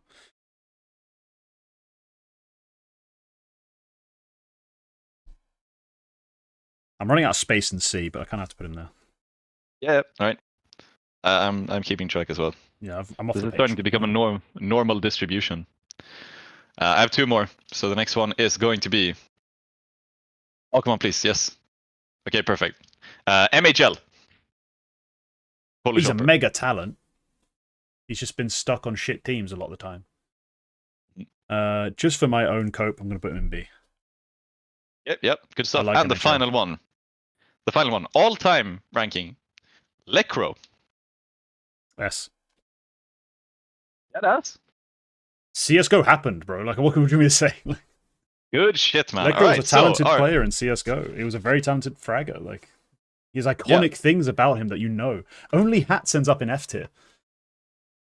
Only Hats ends up in F tier. That's actually, that's legitimate. legitimate. Out page, but yeah. No, this was... Hats known, yeah. Yeah, no, look, it ends up being about close-ish to a normal distribution. Almost like I'm consistent in my takes. And I'm not just a hater. Even though I am a hater of all these players, to a certain extent. Except for BFS, Ethan. Yeah. I mean, to be fair, Lecro to extent, I'm not that big of a hater. Like, those guys, S tier deserved, but... I do... Right, I'm gonna take some of the ones I enjoy. Obviously, all of the ones you put high, I agree with because I like these guys. I think Lecro S tier. The reason I would put Lecro S tier is not just like career-wise. He's also easily, in my opinion, the best Deagle player of all time. I'm not even joking about that. The fact that Lecro could pull out Deagle plays game after game after game, man. Top 3 for sure. I'll give you top 3. Yep. Perfect. He's an aesthetically pleasing Deagle, an effective Deagle, but greatest Deagle? I don't know, man. Nico's on ready to put Nuke is number one. Yeah.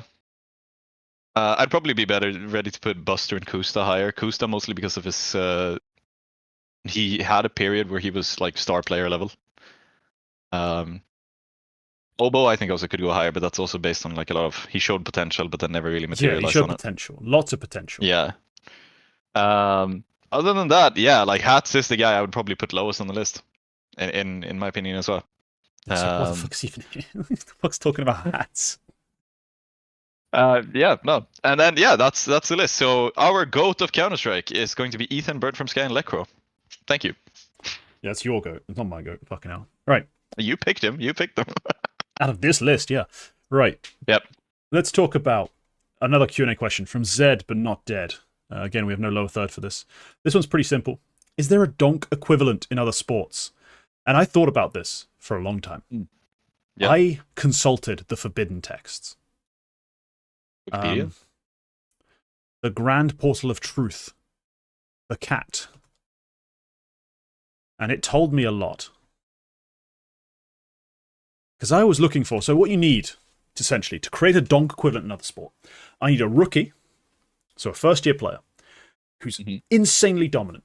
So essentially my reference for that would be like MVP in an American league, in football and other sports. It's more like just like who had a particularly standout like star season in their first season in pro play, and you need him to be. It needs to be something that's visceral. It needs to be like it can't be you were the best centre back as a 17-year-old. It needs to be goal scored, for example, right? And I didn't reference any other esports because I don't follow any other esports. They're all inferior and not worthy of my time. Because Quake's not a big thing anymore, and that's literally the only other esport I would ever follow. If Quake was still a big thing and had views and follows and stuff like that, I'd actually follow and talk about Quake. But aside from that, yeah. So I went through all the regular sports. And I've got a couple here that kind of work. So the first one I feel like I want to talk about is going to be a football player. Here's something, there's a better NBA option. But, so football-wise, I think you can go... Problem is, Pele starts at 15 in Brazil. Then he breaks out at 17 for Brazil themselves at the World Cup. That's a great example. Another great example, and I think almost better one, is Ronaldo Nazario. So R9 Ronaldo, who scores 30 goals as a 17-year-old for PSV. Doesn't really have the trophy. Because that's one thing also from his rookie season that we have to talk about. Is he wins the trophy. And like that's not the be-all end-all. But if you're not going to be like in a conventional sport MVP and literally the best ever, which some of the options I have here are going to be, I think you need that trophy.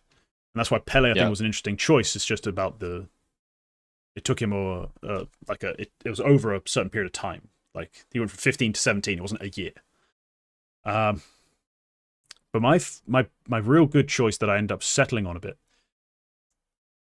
is actually Wilt Chamberlain. So Wilt Chamberlain, as a rookie, as a 23-year-old, leads the NBA in scoring and rebounding. He wins MVP and Rookie of the Year. Now, postseason success, none. Like, they played 9 games. He went out. Actually, back then, it might have still been the finals just because of how few teams there were in the league. Where's his playoff series? Yeah, no, it wasn't in the finals. It was in the divisional final against the Legacy, the all-time greatest team at that point, Boston, who went on to win like 11 titles. But Wilt Chamberlain was singularly dominant as a rookie.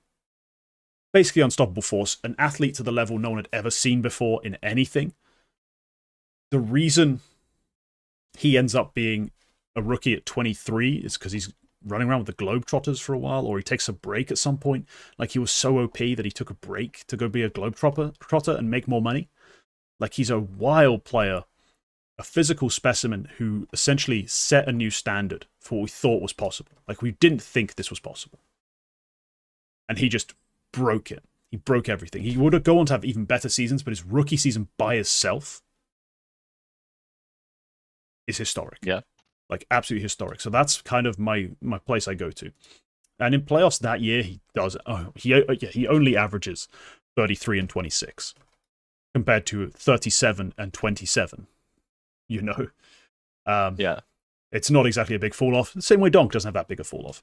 And yeah, that's my pick. It's kind of wild what he did as a rookie, and it's also a bit unconventional.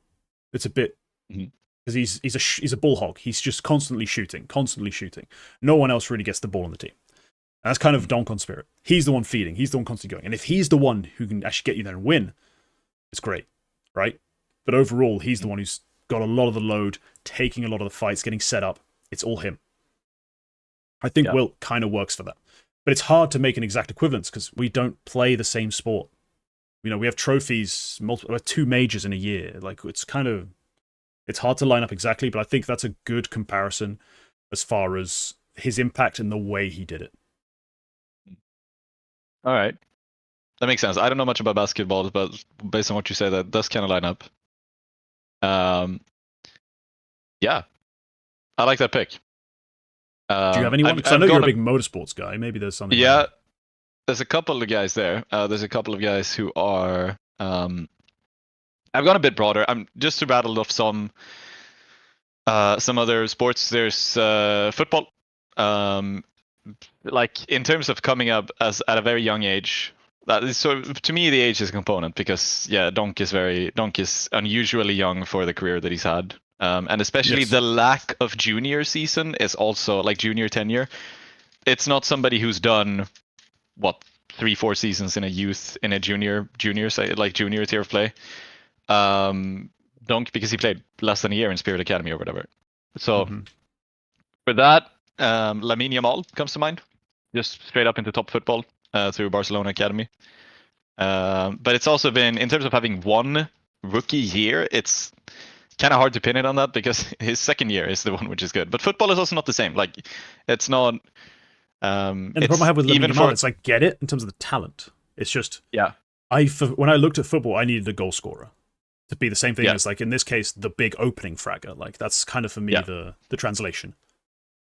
Yeah, and it's also like, even for a generational talent, in football, it's difficult to break into the starting lineup.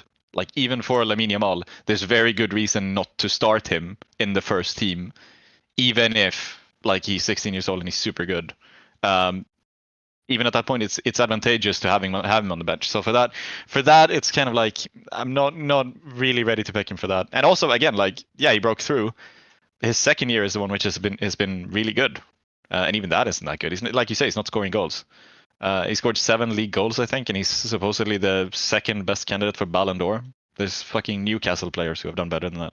But that's not how being the best football player works. I know. So yeah, it's a lot of, but like he scored 7 goals. That's nothing. But yeah, anyway. Doesn't matter. There's one more. There's one more who is not from my wheelhouse, but someone I'm aware of, and it's actually Luke Littler out of darts. Oh yeah, Luke Littler's a pick. He is extremely unusually young for a sport, for like darts, because darts doesn't really have that same, like, you don't fall off to the same degree in darts. Like, a lot of the players are quite old. And a lot of it comes with experience, I suppose. So he is, 18? And like, he came out of nowhere, world darts champion. So kind of fits for that, I would say. But then again, yeah, my wheelhouse is motorsports. I have, like, I've been scrolling through the list, and there's one obvious one. But there's another one which I'm going to mention, and I'm going to say Kimi Räikkönen, who is very brief junior career. Like, I think he drove less than 12 like car races after his karting career, and then he was into Formula One. Like, he didn't do much in his junior career in terms of driving cars. We separate between karts and cars because it's a different thing. And he didn't do much in cars before he stepped into F1. He also has kind of like a bit of a nothing background, and especially at that time, he was kind of young, but not super young. But like the obvious one is Max Verstappen. Like, he comes out as a teenager. He's not even old enough to drive a car. Damn it. When you said you had one that was obvious, I was just like, I was trying to lean as much to go, dude. Then he started talking about this other one, and I was like, damn it. Yep. No, he comes out of nowhere. He's not even old enough to drive a car on the road. Comes into Formula One immediately, has a great performances. Lower end of the grid, like he didn't win straight away, but he also, the second he stepped into a team which can win, like that's also a component. Like you don't step into Southampton expecting to win the Premier League. I do on Football Manager every time. Yeah, there you can actually manage it as well. Yeah, but then like as soon as he came into the Red Bull team, immediately he wins his first race. Like immediately, generational talent. It takes a couple of years after that. Like he's had some teething issues, I would say, and I would say that's honestly true for Donk as well. Like Donk had events where he was kind of gone. Still has to a degree. Like he had events where like he's not really there. There's which is the one where they ended up finishing last place for last year. I think it was Sydney or Rio or something like that. Yeah, I'm not the memory guy. Hang on. One of the IM events, they finished last place, getting knocked out by, I think they lost to Saw and then lost to Mongos or something like that. No, G2. Sorry, G2. That aberration. Yeah. Because G2 and Spirit were in the same group. They both lost upset games in the first round, and then they had to play each other. Yeah. Well, it was Cologne even. Yeah. Anyway, yeah, that was a part of it. And also like Donk has this little like tilting streak. Like he has this little bit of tilt. He has a little bit of like the way he shouts at his opponents, and like Max is the same. Like Max had big tilting issues early on in his career. To like that's an actual real component of what like the way he drives and the way he plays his game. So he's a very close parallel. Yeah, it is just the fact that you need to have it's just the fact that you have to do your rookie season in the top flight. That's what matters, and Max isn't really there because he started out so young relative to the rest of the sport, where he still had a 5-year tenure before 6 year. He was in his 6th year when he won his championship, and he was still like only like a couple of months off of being the youngest world champion of all time or something. So it's but also limited junior career. Like he didn't drive a lot of cars. I don't think he had a single championship. No, he didn't. He didn't have a proper championship title in his junior formula before he stepped into Formula One, because they pulled him out like mid-season. Like they pulled him out, and they were like, "We have to get this guy super early." So, so that's kind of it. Other than that, I'm not really sure. Like I can't think of another footballer. I can't think of. I don't know much about hockey. Maybe there's somebody there, but I also can't think of that because rookie hockey player who won MVP. Gretzky won it pretty quick. I don't remember if it was first or second season or something like that. But a lot of sports have like, it's especially sports with physicality involved. It can be hard for a player who's a rookie to dominate. That's why, as well, Wilt is an exception, but also the NBA is generally the exception because it's more about explosiveness and not so much about putting on muscle and being heavy. Like in the NFL, you can't really be the very best player and be built like a 19-year-old. Typically. Yeah. Like there are guys who are good while being built like that, like Devontae Smith, those who know. But like generally, you need to put on a bit of muscle, get used to the physicality, the higher speed, the real crunch of the next level. Like so a lot of sports that are physical do have that limiting factor of you're still a kid until you get that body ready. Yeah. And that's also like in team sports especially, there's a lot more internal competition. Like you have to prove yourself and break through into the first team. That's a component in football. Like I said, like even for Lamine Yamal, his first season, there was very good reason not to have him as a starting player, even if he was obviously very talented. As you say, also physicality, like this also, you don't want to throw somebody in the deep end too early. Because there's risk of injury, there's a lot of this. We don't have that, and we actually CS kind of threads are very much more closer to the individual side of it. Like it's much easier, like you say, it's much easier to dominate on a CS team if you're really good, compared to on football. Like you cannot sign the best player in the world only and make any team decent. Like the most you can do is maybe like you score a couple of more goals and you end up elevating like a couple of spots in the league, but you're not gonna. You're never going to sign a player to Brighton and win Premier League just because you signed the best winger of all time. Like that's not going to happen. You need to make more happen than that. Brighton are fine. I kind of like Brighton, to be honest. But yeah. Yeah. Yeah. That's basically it.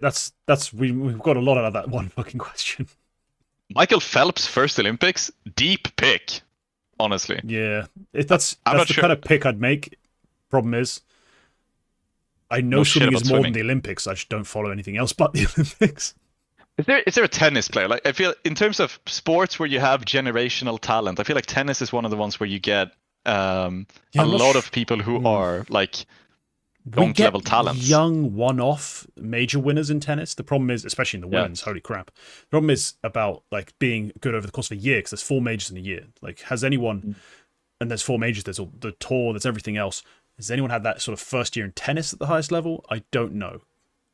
I mean, like Nadal and Federer, what were their early careers like? They were probably very good. It's just how long did it take them to start winning events? Because again, there is an element of physicality to tennis that I think takes a little bit of time. You have to be a rookie, a true rookie for a while, and then you get used to the pace of everyone's serve and all that good stuff. Career statistics. Right, yeah. Here we go. Well, Federer didn't make the quarterfinals of a major until 2001. He started playing them in '99. So yeah. Yeah, Donk Earnhardt, nice pick. When we're talking about F1, I should mention Hamilton as well. Hamilton might be more legitimate than Kimi. It's mostly just that Hamilton actually had like a junior career to speak of, which Kimi didn't have. But Hamilton also won in his first season because he stepped into a top team. Like he won races and he was in championship contention. He was the championship rival, and makes a difference. Right. Let's get into the CS again, because as the topic scroll has brought up, we do have a very uncontroversial ESL Impact League to talk about. Nothing happened that anyone could potentially make any drama about, as per usual with the Impact League. Instead, we're just going to talk about the drama of the Counter-Strike, which was, for once, actually interesting. It wasn't just Imperial Valkyries. Yeah, there's their name. Just waltzing to a win. We had some drama in the ladies' games. So, of course, it starts with my team disappointing me. The French ladies getting dropped or getting bounced quite early in a way I did not expect. But the real shock of it all comes in the playoffs. Imperial Valkyries lost their game to NIP Impact in a BO1. Whatever. Yeah. That's not a big deal. It's a thing, but it's not a big deal. Showing some cracks, but yeah, they've done that before, I think. Exactly. They then go into the playoffs and get 2-1'd by Furia FE. And that nuke map, I don't know what went wrong. I'm going to be honest. I've never seen an Imperial Valkyrie CT side this weak, especially from the riflers, because Arno ends up playing like okay overall, but her CT side was weak. Never mind. I was just thinking about the entire map. Like T side, she made some moves, but overall, I've never seen a CT side so weak from these players, especially the riflers. They're usually far better in like contesting map control, winning, important fights, making retakes happen. They do everything super well on CT sides. This time, Fury FE just had their number, and I was shocked, genuinely thrown. Like, this was a huge upset, rocked the entire event, and there were some other upsets that happened, but that was the biggest one. The Fury FE team finally breaking through. Like, they seemed like they were close in the past, like they had the potential. Like, they beat them at some random Brazilian event that no one really followed. Yeah.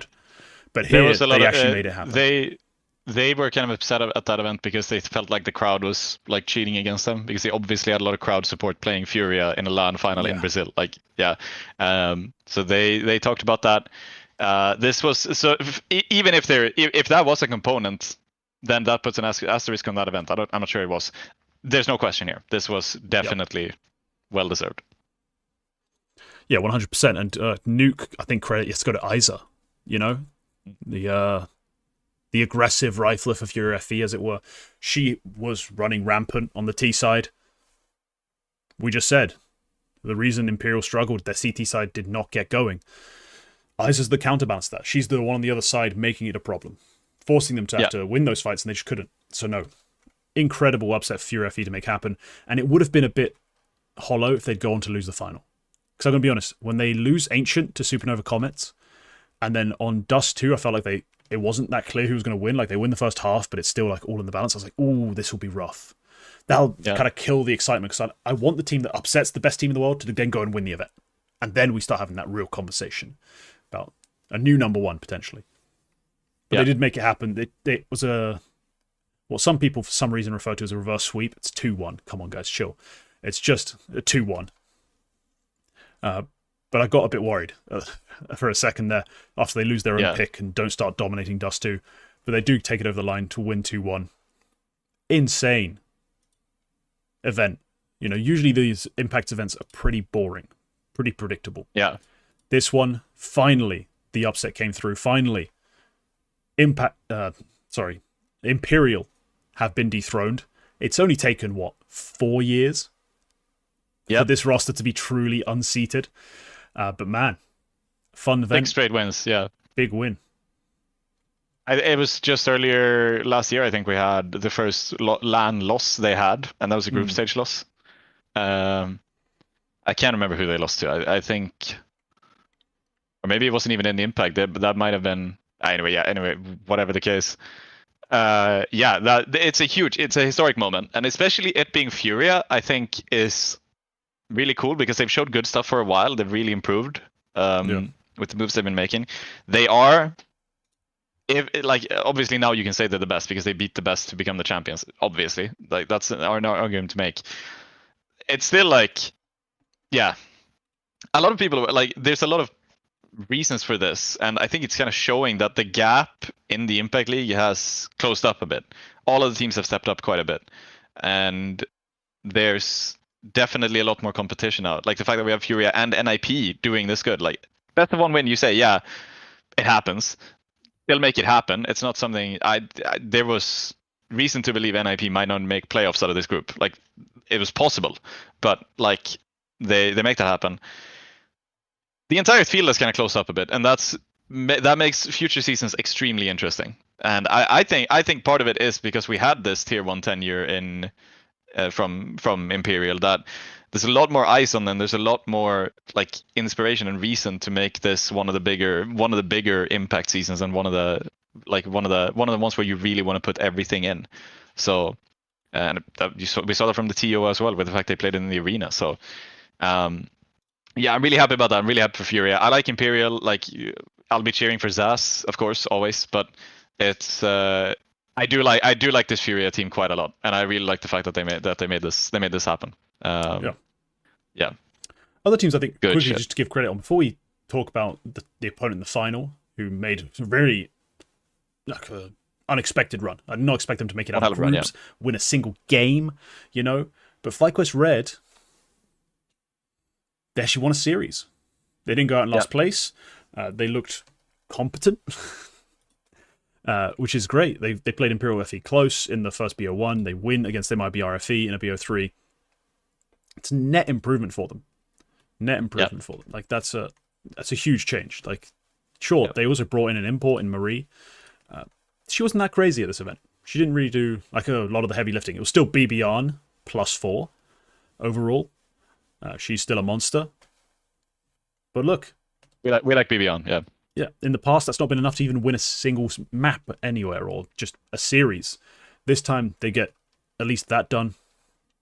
I think it's a bit of a shift in power in the scene right now. As you look at playoffs, there's 2 European teams both losing semis straight away. Yeah, like that's actually pretty huge. We've never had anything of the sort. Obviously, since Imperial have always won, but Hello, Monster. We're talking about FlyQuest Red.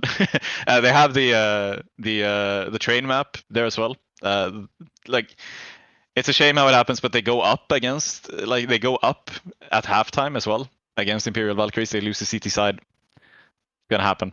But it's actually a decently competitive game against Valkyries as well, which is definitely an improvement. We like FlyQuest Red here on this show. I like BB on. I was really happy when I saw her and Youngster did a jersey swap. You never see that in CS anymore. But they did a jersey swap. I was like, yo, this is my 2 favorite players. Like, nice. But yeah, that was good. Supernova Comets, like the hometown heroes of this event, because they are playing in Dallas. They're playing in the arena for the first time, and they make it happen. I think ahead of the season, ahead of the group stage, I wouldn't have put them to get out of groups. I would probably have put Servans to make it out. Very top-heavy group, with Furia being the given winner, and then the rest, you know, in the other group, they probably wouldn't have made playoffs, so to speak. So it really is those 2 wins against the Rams, obviously, which make it happen. And as a shame for the Rams, good on Supernova Comets. I'm assuming that the hometown component, like the hometown aspect of it, is probably a component. They have the American crowd, because they did have a crowd for the group stage. It was small, but they actually changed it, so there was a small crowd, I think. Like a very small viewing section which you could access somewhere in the DreamHack Expo. But yeah, they have the hometown support and everything. They make it happen, and then that NIP game is the big one. Fairly close, like both teams played really well. NIP were coming in as one of my. Realistically, it was a second place candidate considering Imperial's dominance, but like de facto, like in theory, they could have won the event. If one of the candidates I put just below Imperial, and they played a really good game in the semifinal as well, but they started making some mistakes, and Supernova the Comets come through, and that's huge. They get to play in the Dallas arena in front of an American crowd. Has to be amazing. Has to be. And also, like, of course, this is the pre-game to the final itself. Final itself is a best of 5. A lot of people definitely skipped this game. It wasn't the full arena. No, of course. They basically do it instead of the show match. I still think it was really cool having them play on stage, and I do think it was really cool actually that they had Sponge and Machine casting the game. I just want to mention that in terms of the arena experience. The fact that, you know, we actually get the big arena casters for the big arena game in Impact. That's actually a very nice touch, because it would kind of have been diminished, as much as I respect them and I really like them and I really like their casting. It would kind of have diminished the feeling of it if we had Lucy and B-Dog casting the arena game, because it's part of the experience of having the big arena game is having the big casters, like the big game casters, and they really brought a lot of ambience. I thought it was really cool. But yeah, about Comets as well, we have to mention Empathy is insane, like an insane player. She had a really good event as well. Even in the final as well, that first map win is basically all her. Like it's so good with a 265 rating. Yeah, 265 in that grand final map 1. Like, holy crap! Just singular, just one person versus 5. Yeah, 13-9 win off the back of it as well. Frustrating when you do that sort of thing. You have to go to OT or you lose or etc. No, had a real go of it. Yeah, 2.65 rating is bonkers for a grand final, big stage in front of everyone. No, full credit, Empathy, full credit the team for making it that far. Look, they weren't supposed to. Let's put it that way. Yeah, we weren't expecting to see them in this position, and when I saw them make the semi-final, I was like, okay, it's done. Nah, not done. All the way to the grand final, and then at that point, yeah, normality sort of resumed after map 1. I don't want to be too harsh, but that's kind of what I expect to happen between these two teams. Furia FE are better for me, but it was an incredible run and a really dramatic finale to the Impact League season. Like, we're not used to having this kind of upset, this kind of shift, this kind of run. So no, huge, really big fan of the of this sort of shift that we have, where it's no longer. I mean, I still think, you know, I'm still gonna have my bias towards Europe, but hey, the Americas are getting real. They're getting real. Yeah. And the Brazilians were always sort of there, but now they've taken that next step. The next season's going to be even more entertaining. Yep. And more interesting when we get to the finals and everyone gets to play each other again. Do we know where that is? Just I don't know about the land portion, but yeah. I don't want to go. Yeah, we'll see. Assuming where it is. Assuming it might be DreamHack, yeah. Yeah, it might be DreamHack again. But all right, we have another piece of news to talk about. Yep. Bestia getting screwed. We need to. Yep. I need your help here. Tell me why they aren't being able to attend, what the context is, like what the rule is, if they have managed to sort their visas in any way, like what is the entire story here? Okay. Question 1, why they're not able to attend?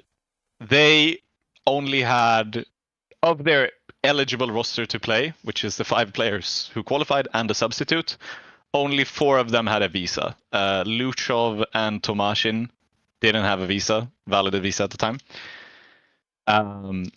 What the rule is that Valve clarified this the other day.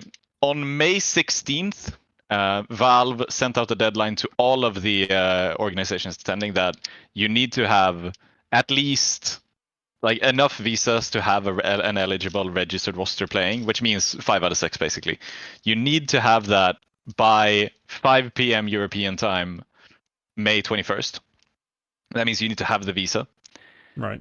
What BESTIA have apparently done is they have applied several times since they qualified, and they've been denied. Some people have said they did it incorrectly, like they started the process incorrectly and got denied. At BESTIA say that they did everything by the book, they did everything correctly. Blast are basically saying, you did it incorrectly from the start, that's why you got denied. Now you've actually done it correctly. And yes, they have the visas. They got them 2 days too late. They got them May 23rd. In theory, they could go now, but basically Blast, they need to have a deadline. They need to have a deadline for these things. And BESTIA, it seems like something has gone wrong there, that they did something incorrectly. This is there's a Swedish expression, we call this a water splitter. Like it's a really polarizing thing where like you have one opinion, you kind of need to take a stance, and a lot of people have different stances here. So Blast are saying, look, we need to do like the logistics need to work out. We need to do like a deadline's a deadline.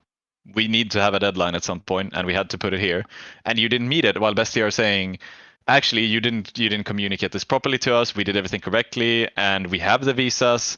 What they started saying on the day they got replaced, basically on the day Blast said that we're going to replace you, they said that they had confirmation that they would have the visas by Monday today, the 26th.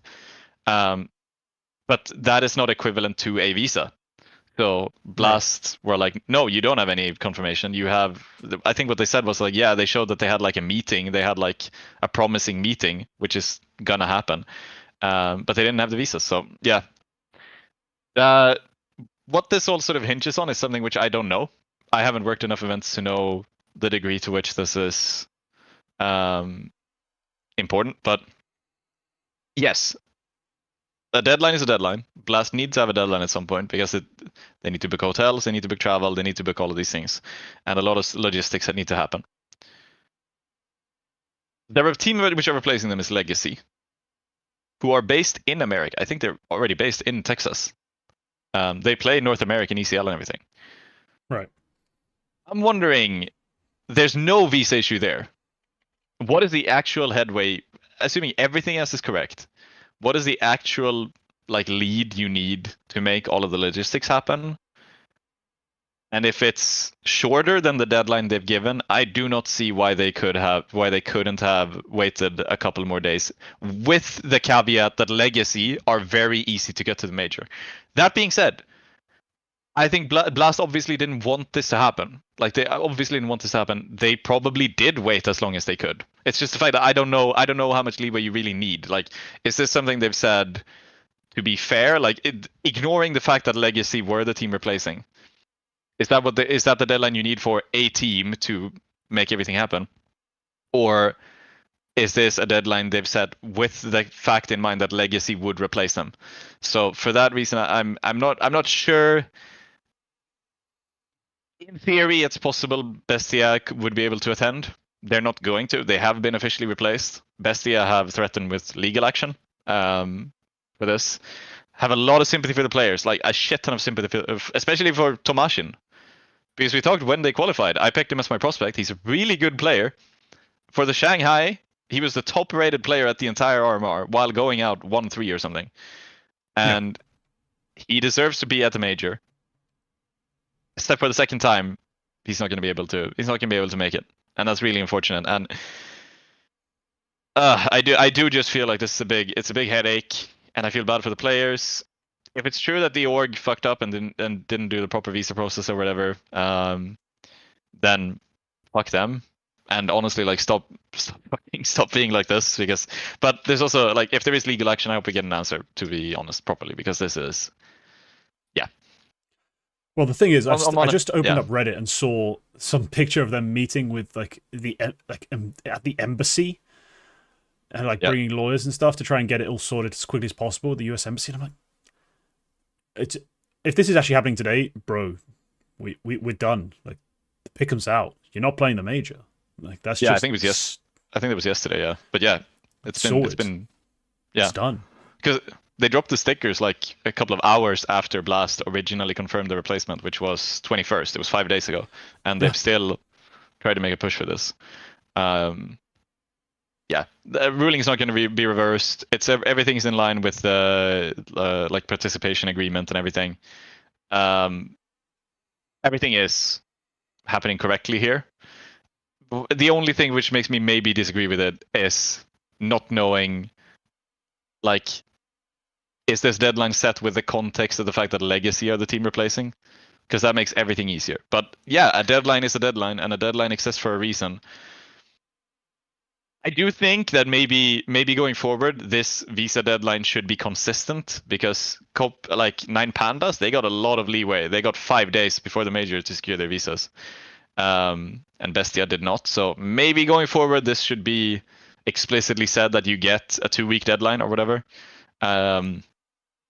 just to make it a bit more fair. Because I get it's different TOs and it's a different place, but like a major is a major still. There needs to be some consistency. But yeah, no, it's not going to happen. Valve signed off on the replacement to begin with. Like, Valve said, yeah, that's fair. That's fair. You need to make this happen and make this happen.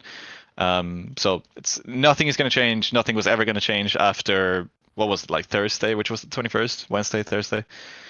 Nothing was ever going to happen, and it's a real shame for the players. And look, even if they org fucked up, it's a real shame for the org as well. Like, that's obviously making your first major is obviously a big thing. But if they fucked up, that's their fuck up.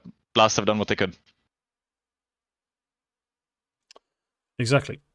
Not much more to be said. I obviously, heart goes out to the players, etc. And I see, like, on Twitter, I saw it's like Sergio Aguero tweeting about this. Oh.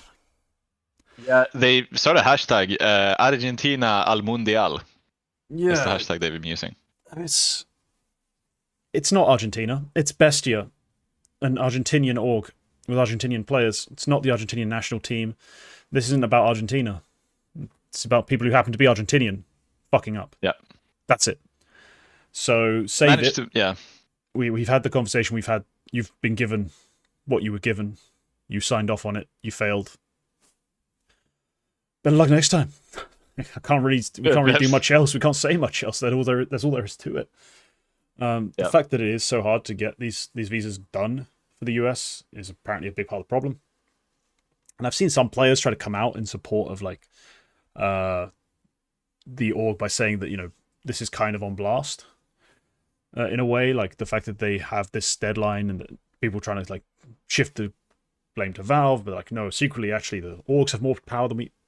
It doesn't matter who originally sets a deadline. You're given a deadline, meet it. Yeah. So we have to just kind of move on from that. Yeah, I do just sort of feel like, and I've talked about this all season, why are we having a major in the US? Like, why are we here? Look, like it's fun to move the major around, and I guess it's cool to have an American major for the American crowd. Right. I'm not sure if it was a component in this particular situation, but visa issues were always going to happen. And it's not the only one. Holzerk is looking like he's not going to attend. It's going to be junior playing for Complexity. Holzerk has been applying for a visa for a year for an American visa, and he hasn't got it. Perfecto missed Dallas. Like, Blend missed Dallas as well. He's not being in the major, but like, there's players. There are clear visa issues around holding an event in America. why are we holding an event in America? Like, why are we holding the most important event of the season in America? This is sort of, it pisses me off a bit because we could see this coming from a mile away. Didn't expect it was going to happen to Bestia or Halcirk, but it was going to happen to somebody. So yeah, we expected primarily to be Russian players who'd struggle, but yeah, they're all here. They're all here. So anyway, let's move on to Cock of the Week. Speaking of tweeting about visas. Yeah, Cock of the Week. Yep. He's been tweeting a lot, hasn't he? Yeah. What's going on here? I picked this tweet by Kassad. Well known for a lot of reasons. Most of them bad. No, he has been tweeting a lot recently, and what he's been posting today was actually a reaction to this exact situation with Bestia. He originally posted, "I've been saying for years that Blast is a dog shit company that has zero interest in teams and players. They do what they want regardless what the right thing is." This was quote tweeted by the extremely level-headed and very respectable previous colleague of mine, Jeff M&M's, saying, "Completely reasonable crash out over a team eligibility decision due to visa issues from someone who has never worked a Blast event and last attended one in 2020. Oof, what a stinger. Here comes the quote tweet, which is the actual Cock of the Week. "That's the type of person that votes for Biden. Even Sleepy Joe with 2 working brain cells would understand my point, but not this guy."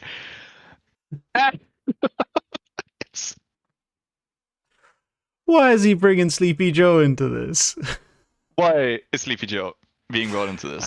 Firstly, like, I think has Minims like tweeted a bunch about politics in the past? Because why does it? I feel like it so often comes up around his tweets. Like I don't follow him, so I don't really follow him that often. But every time I feel like he pops up, it's some weird controversy surrounding like people bickering about politics. I don't want to speak for his politics. I don't know what he votes for. He has the same Ukraine flag as I do in my display name, and I think he it's obviously a lot of talks about trans players, which becomes political. I think people just like same way Ryan is extremely political, and Jeff and Ryan are obviously closely connected since they worked together for a long time. Jeff basically has Ryan's old job, and Ryan is very politically active.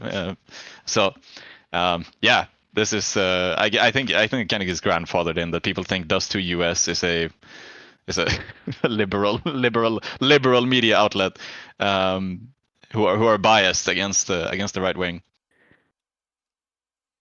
So yeah, no, I don't think he's a particularly political guy. I don't think he talks about it too much. He didn't even respond to this in a political way. His response was just a quote tweet with a question mark. I know, but it so often just comes up. Yeah, you know. Yeah, no, I don't know, man. Also, by the way, that's just a fucking hilarious response. Just post a question mark, ratioed the shit out of him as well, like two times the amount of likes. But yeah, what is Blood waffling about? Like when it comes to like Counter-Strike and stuff, I don't mind Kassad having different opinions to myself. Like I don't really care about the Counter-Strike opinions being different. People have different CS opinions. Like he likes bad players sometimes, and I'm sure I do too. What the fuck has this got to do with it? Like nothing. Absolutely fucking nothing. This is just a flail at something silly, and it just seems weird more than anything. Like I don't know how to put it otherwise.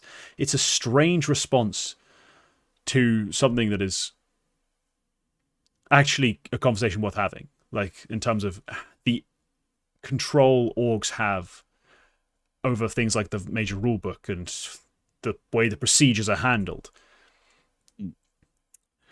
To just have a childish freak out and start talking about Joe Biden, who Jeff votes for, is just irrelevant. Absolutely irrelevant. Very, very irrelevant. Makes absolutely no sense. And yeah, that's just like, again, yeah, Kassad has a lot of takes, especially recently. He hasn't really been working too many events. And he's been tweeting very active on Twitter. Holy crap. Yeah, in a lot of cases, I think he knows what he's doing. He wants to. He's good at this stuff because he does get a lot of engagement on it. He wants to rile up a lot of engagement.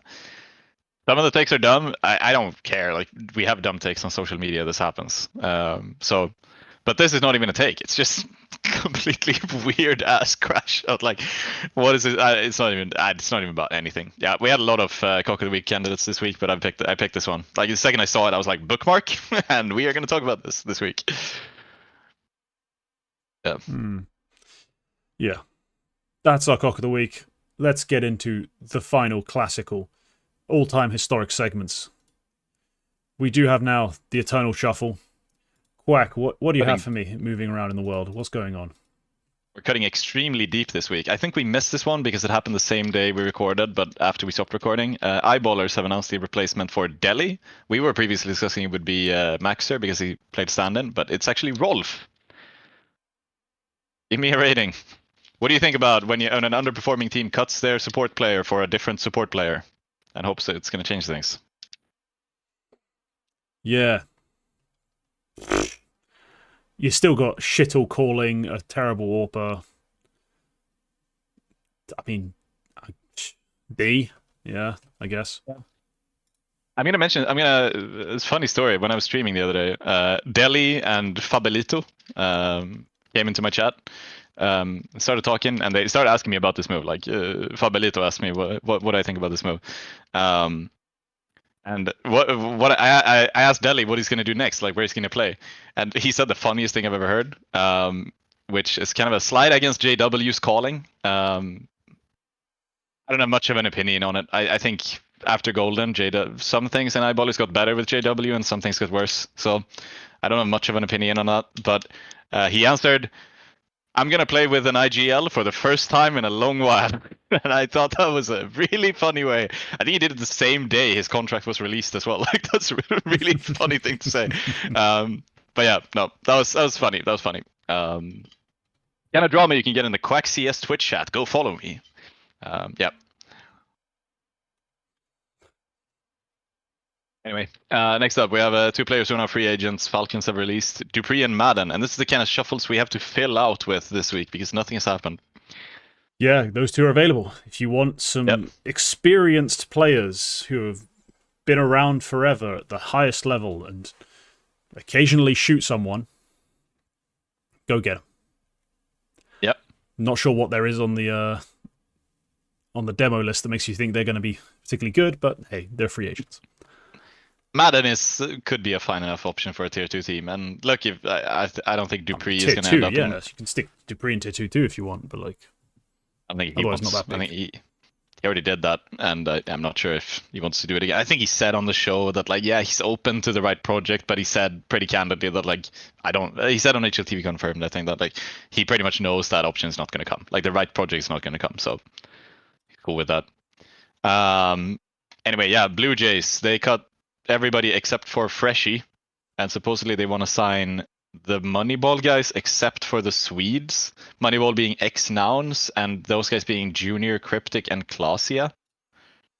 Again, yeah, deep cut. It's just weird. I don't know, man. The Blue Jays are just a weird org who do strange moves.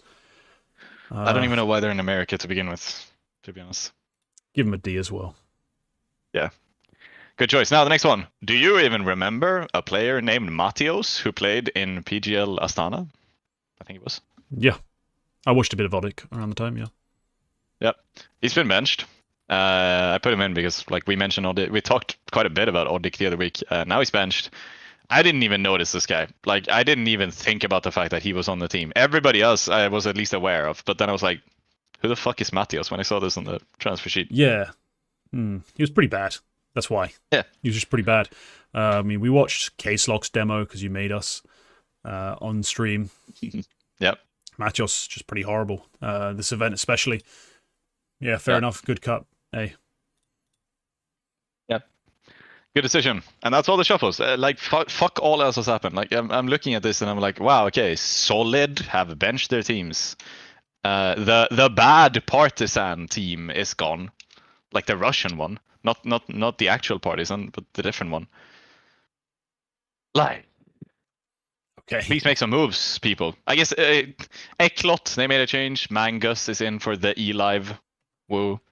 It's a weird time of year. Like, There'll be a lot happening soon. Don't you worry. The Eternal Shuffle right now just a little quiet, but still going on. Yeah. That brings us to all the final the Eternal episode, Shuffle fans. the final segment. Prospect of the week. Who's your pick?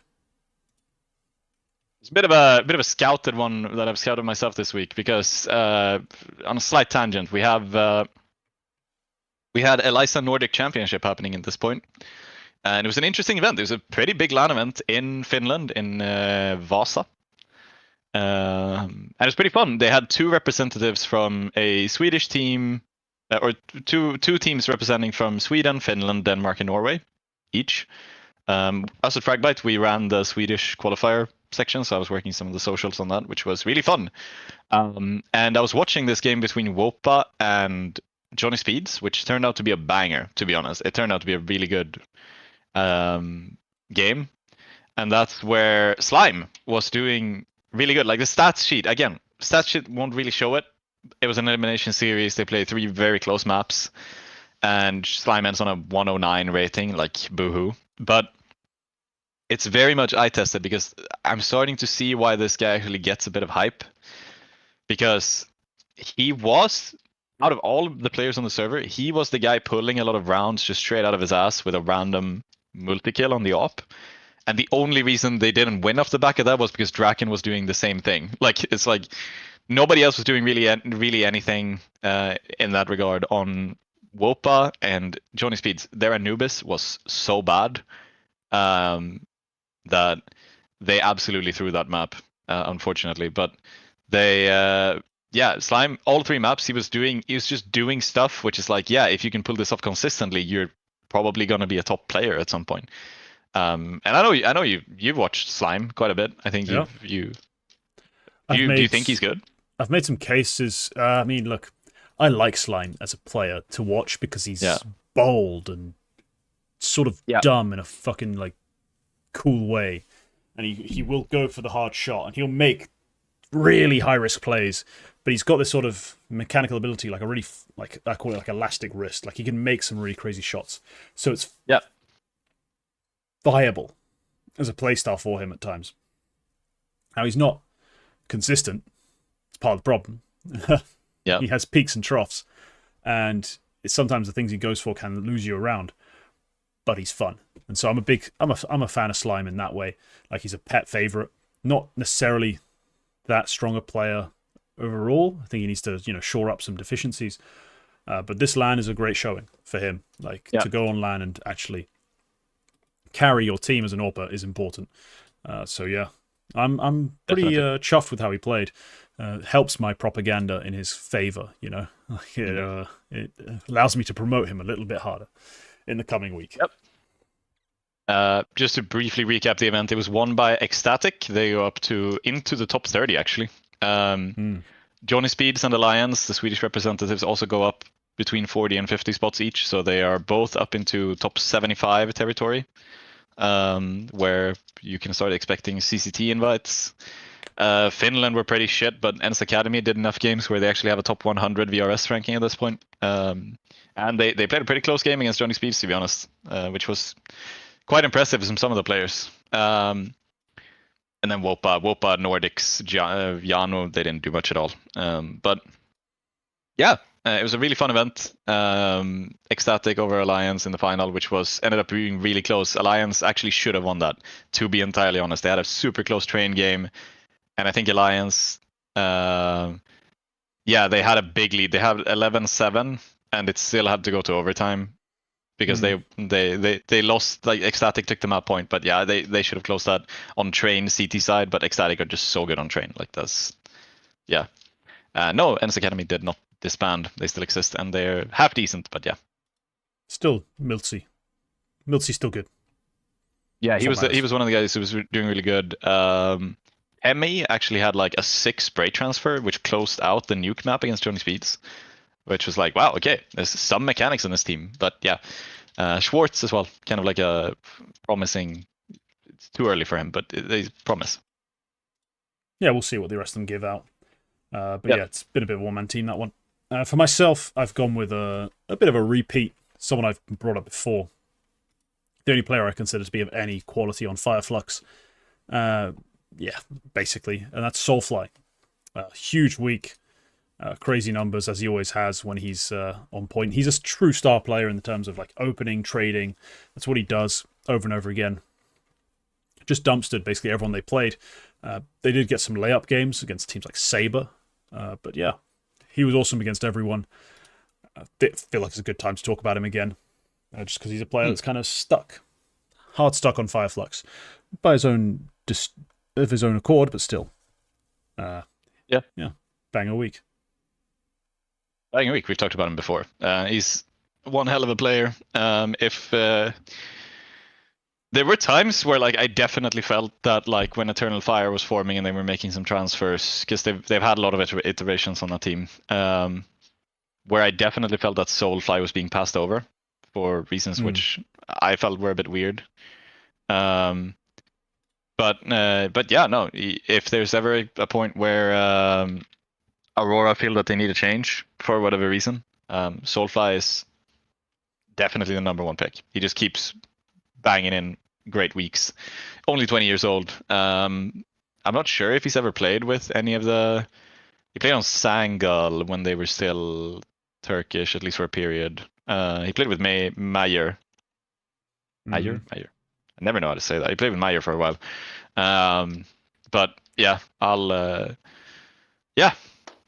very good player. And we keep mentioning him for a very good reason. Yeah, Fireflux, really not a particularly good team though. And I think Sensei has left the team as well. I don't know when that happened, but he's a free agent supposedly. Yeah, they replaced him with Dougie, and it's... So what? Teach me how to Dougie. Now I remember this, yeah. Yeah. Anyway. Yeah, that's about it. That's the show. All right. What a long episode. Yeah, thanks everyone for tuning in live. Really appreciate the views, the chat, everything else. If you're watching the VOD, you made it this far. Nice one. You're my hero. But yeah, that's all for this one. If you enjoyed, leave a like, leave a comment telling us your thoughts on any of our takes, any of these topics. Sub if you want more content. Remember that members get access to a bunch more content and human rights. So please become a member. It's pretty cheap. But yeah, we'll see you next time. Goodbye.